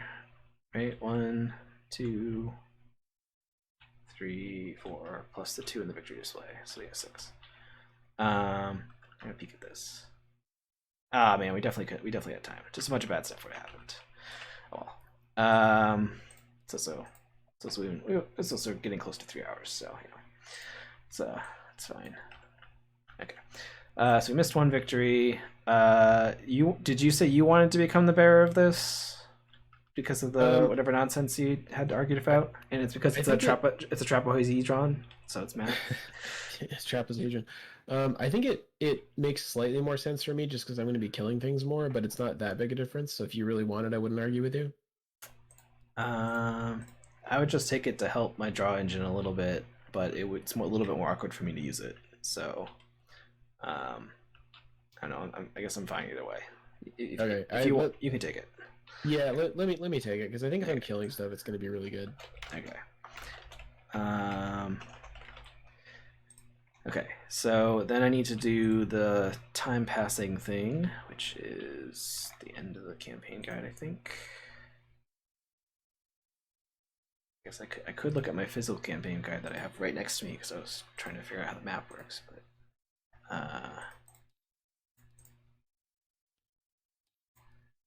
okay. Status report Alpha.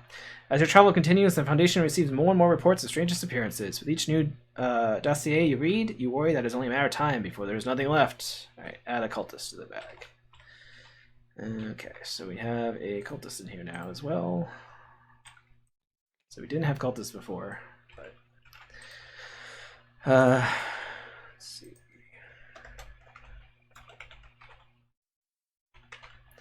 Okay, and then what else do we have for story texts? I guess that's it. Interesting. All right. So we would now embark. So I guess we can discuss that later. I think we had discussed maybe just trying to clear out Europe slash maybe Northern Africa. So we could go straight to Alexandria and then like go to Rome and Marrakesh, and then we could escape or something. I don't know. I guess we can kind of talk about it. We'll try to plan. We're trying to do most efficient route. Alexandria appeared to be a scenario, as well as Marrakesh, and Rome appeared to be some type of interlude. So Yeah. Yeah. We also could go like Rome, Alexandria, and then like go to Bombay or something and go hang out in Asia. I don't know. I want to do some Atlantis type shit. That's like really high on my list. I mean, we have the Bermuda. What's the Bermuda Triangle? Is it? Oh, there's literally a triangle here. It's this, right? is, No, that's not it. it's That's not it? No. No, you're right. Sorry, I think it actually That might be it. that feels too purposeful. Yeah, Right? no, Because I think all you're these right. other lines are wiggles, and these are straights. Yeah, I think that is it actually. Yeah, I would like I think So like Hong Kong would be cool, and do we? Atlantis. I'm assuming Atlantis is a secret spot on the map. Yeah, So there's definitely like secret spots. Like when I looked through the dossiers, it looked like there was like 6 scenarios, and there's definitely at least 2 other scenarios over here. yeah, So, yeah, I wouldn't be surprised if like some of these are like because you can get like secret location unlocks, like all these red spots stuff can happen at them. Some of them I assume are story text, but some of them are there's probably at least one scenario I assume. So yeah. So I guess I don't know. What'd you think of this scenario? I liked a lot of things about it. I liked the like run around in a place and then voyage into this like sort of dark indoor area to find a thing and then quickly have to escape. Like that that was all very cool. And the shadows kind of stuff and the guys getting clues was kind of an interesting idea.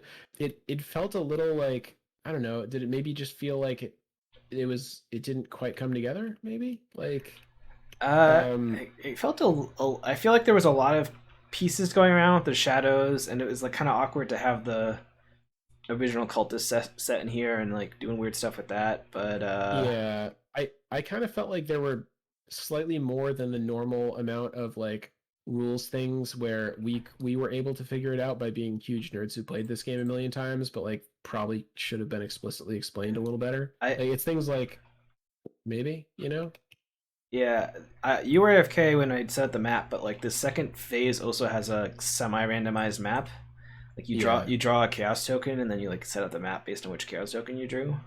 Okay. I don't know if that changes too much. Like I guess some of these maps are like a little bit tighter, so like you have more room. But the one we drew is like not the longest, but like I guess it's about in the middle. It's like actually the one we drew is like kind of okay. It's entrance to Eastgate is 3 spaces. Some of these other ones are 4 or 5.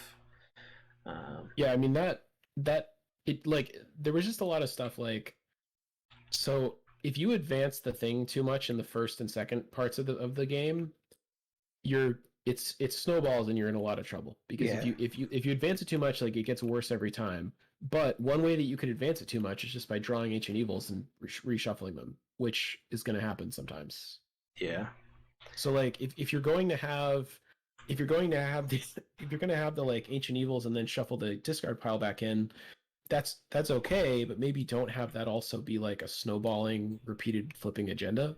yeah. Well, And it looks like there's no hard fail on any of the agendas advancing or them getting too many clues faster. It's just they get the thingy and they get an advantage. Like looking at the back of the well, but chase, it like makes all the enemies move and attack. yeah, but come on, that's clearly like the thing that you're trying to do is to not let them get it, Right. right? So like you're right, you could get a bad resolution, but like we're trying not to do that, right? I well and more on that point, like um they were never really too close to catching up to us, right? Yeah. On the clue thing, like we had it very well handled. Like the only way that they would have caught up to it was that kind of snowballing thing if we just had bad luck with Ancient Evils. I So mean, that's we did have bad luck with Age Evils. We drew 5 of we them, did, right? but Or 4 of them. Like that's yeah, it's like a little bit worse than average luck, probably, right? but I guess what I'm saying is like it feels weird that like I don't know, maybe it was fine, like maybe you can't judge it on like the first playthrough, and it's not like I hated it, like it wasn't bad, it's just it felt a little bit like could have used a little bit more time in the oven was my kind of initial take on it. I mean, this last part did feel intense, right? We were like, oh no, we have basically no time to get out. Like it did do a kind of cool chase scene, but It did. Well, and part of that was because we made it harder for ourselves by deciding to try to waylay the big spooky thing, yeah, which was cool. which Like, it worked paid off. out and had basically no risk, right? It had a lot of risk. Ben, again, we talked the math over. That had a lot of risk. Like like objectively, that was not worthwhile for 1 XP. Right. Although it was exciting to do it, so Yeah. I have no complaints. All right, now hear me out. The map kind of looks like a key. Is that a pro or a cod here? Oh, wow, it totally does. I think that gets an eye roll from Dan, but also a golf clap. So I think those two things mostly cancel each other out. Okay. Like not a totally ironic golf clap, like a kind of like a nodding, kind of partially sincere golf clap. So I think that probably cancels out the eye roll with like a little bit left over. Okay. All right. Yeah. No, I thought it was decent. There's definitely just a lot of moving parts. Like, if you didn't have me to manage it, then I feel like you usually make me manage all the rule stuff, so you might have disliked it a lot more. Oh, I would have hated it a lot, probably. Listen, the key. Think of like old weird keys. Some old weird keys have the teeth on both sides, don't they? I'm sure they do. I could be wrong. Yeah, probably. Yeah, why not? I'm thinking like old timey keys, but you know. But yeah, no, we went for it. We got to figure out a way for one of us to actually get clues from High Shroud locations other than scene of the crime. I can get like the gumptions and the better flashlights or whatever, which will let me do more nonsense. I know you hate it, but it'll. I mean, I don't hate it. I'm just saying, if you had lockpicks, you'd already be there. You know what I'm saying? I did think about just like putting one or two lockpicks in here, like having the level 1 lockpicks as backups. Kind of made sense. Kind of would have made sense, because it also lets me recycle the flashlights. I mean, it's important to try stuff. Everyone except me does not enjoy just playing the same cards over and over again. So yeah, whatever. That's fine. I mean, if I hadn't already played Daryl in the last whatever last MR plays that we did, though, as Daryl, I guess that was like 2 rounds ago. But I would have played Daryl to use this nonsense with, because Daryl can obviously enable it way better, right? Because he can make the Shroud 4 to the 0 or whatever. Daryl's pretty good. So Daryl would also just be dope as hell at just investigating, which is good. So does Kimani want lockpicks or Thieves Kit? I forgot what Thieves Kits do. We haven't done a card review of all the Scarlet Keys cards, so I don't remember what most of them are. We haven't done Investigators of Scarlet Keys yet, although we're hopefully doing it soon. Hopefully we'll record that soon. Yeah. I don't know, pretty decent. I thought it had some fun themes. But yeah, maybe not a contender for like best scenario ever. But yeah, it was fun. It was just like things about it annoyed me. The art for like the spooky moon stuff I like the art on this on Galata, where it's the spooky theme coming out of the sun. That's pretty cool. The art of this the art of the emissary is also very cool. Oh yeah, I don't know if you took a look at that. No, it's really so good picks there. What was the final victory count? Looks like we got 6, I believe, out of a potential 7. I mean, that's not amazing, but compared to the first one, it feels pretty good. I mean, like 6 or 7 is like good average scenario. I mean, especially after we played a couple fan campaigns, and those were all like 6 or 7, so like that seems fine. I don't know. Was it possible to get more experience with different resolutions? No. I should probably just get 2 Studiouses, honestly. Like it's dumb, but I might do that. Yeah, I don't. I'll get some combination of gumption or flashlight probably. Um, They gump it up. yeah, gotta gump it. Um, Gump it so, up. friends with an assassin. Oh boy, yeah. There's still like another 8 potential scenarios here. So I don't know if I like the time mechanic. We're already at 7 out of 35 time. Wow.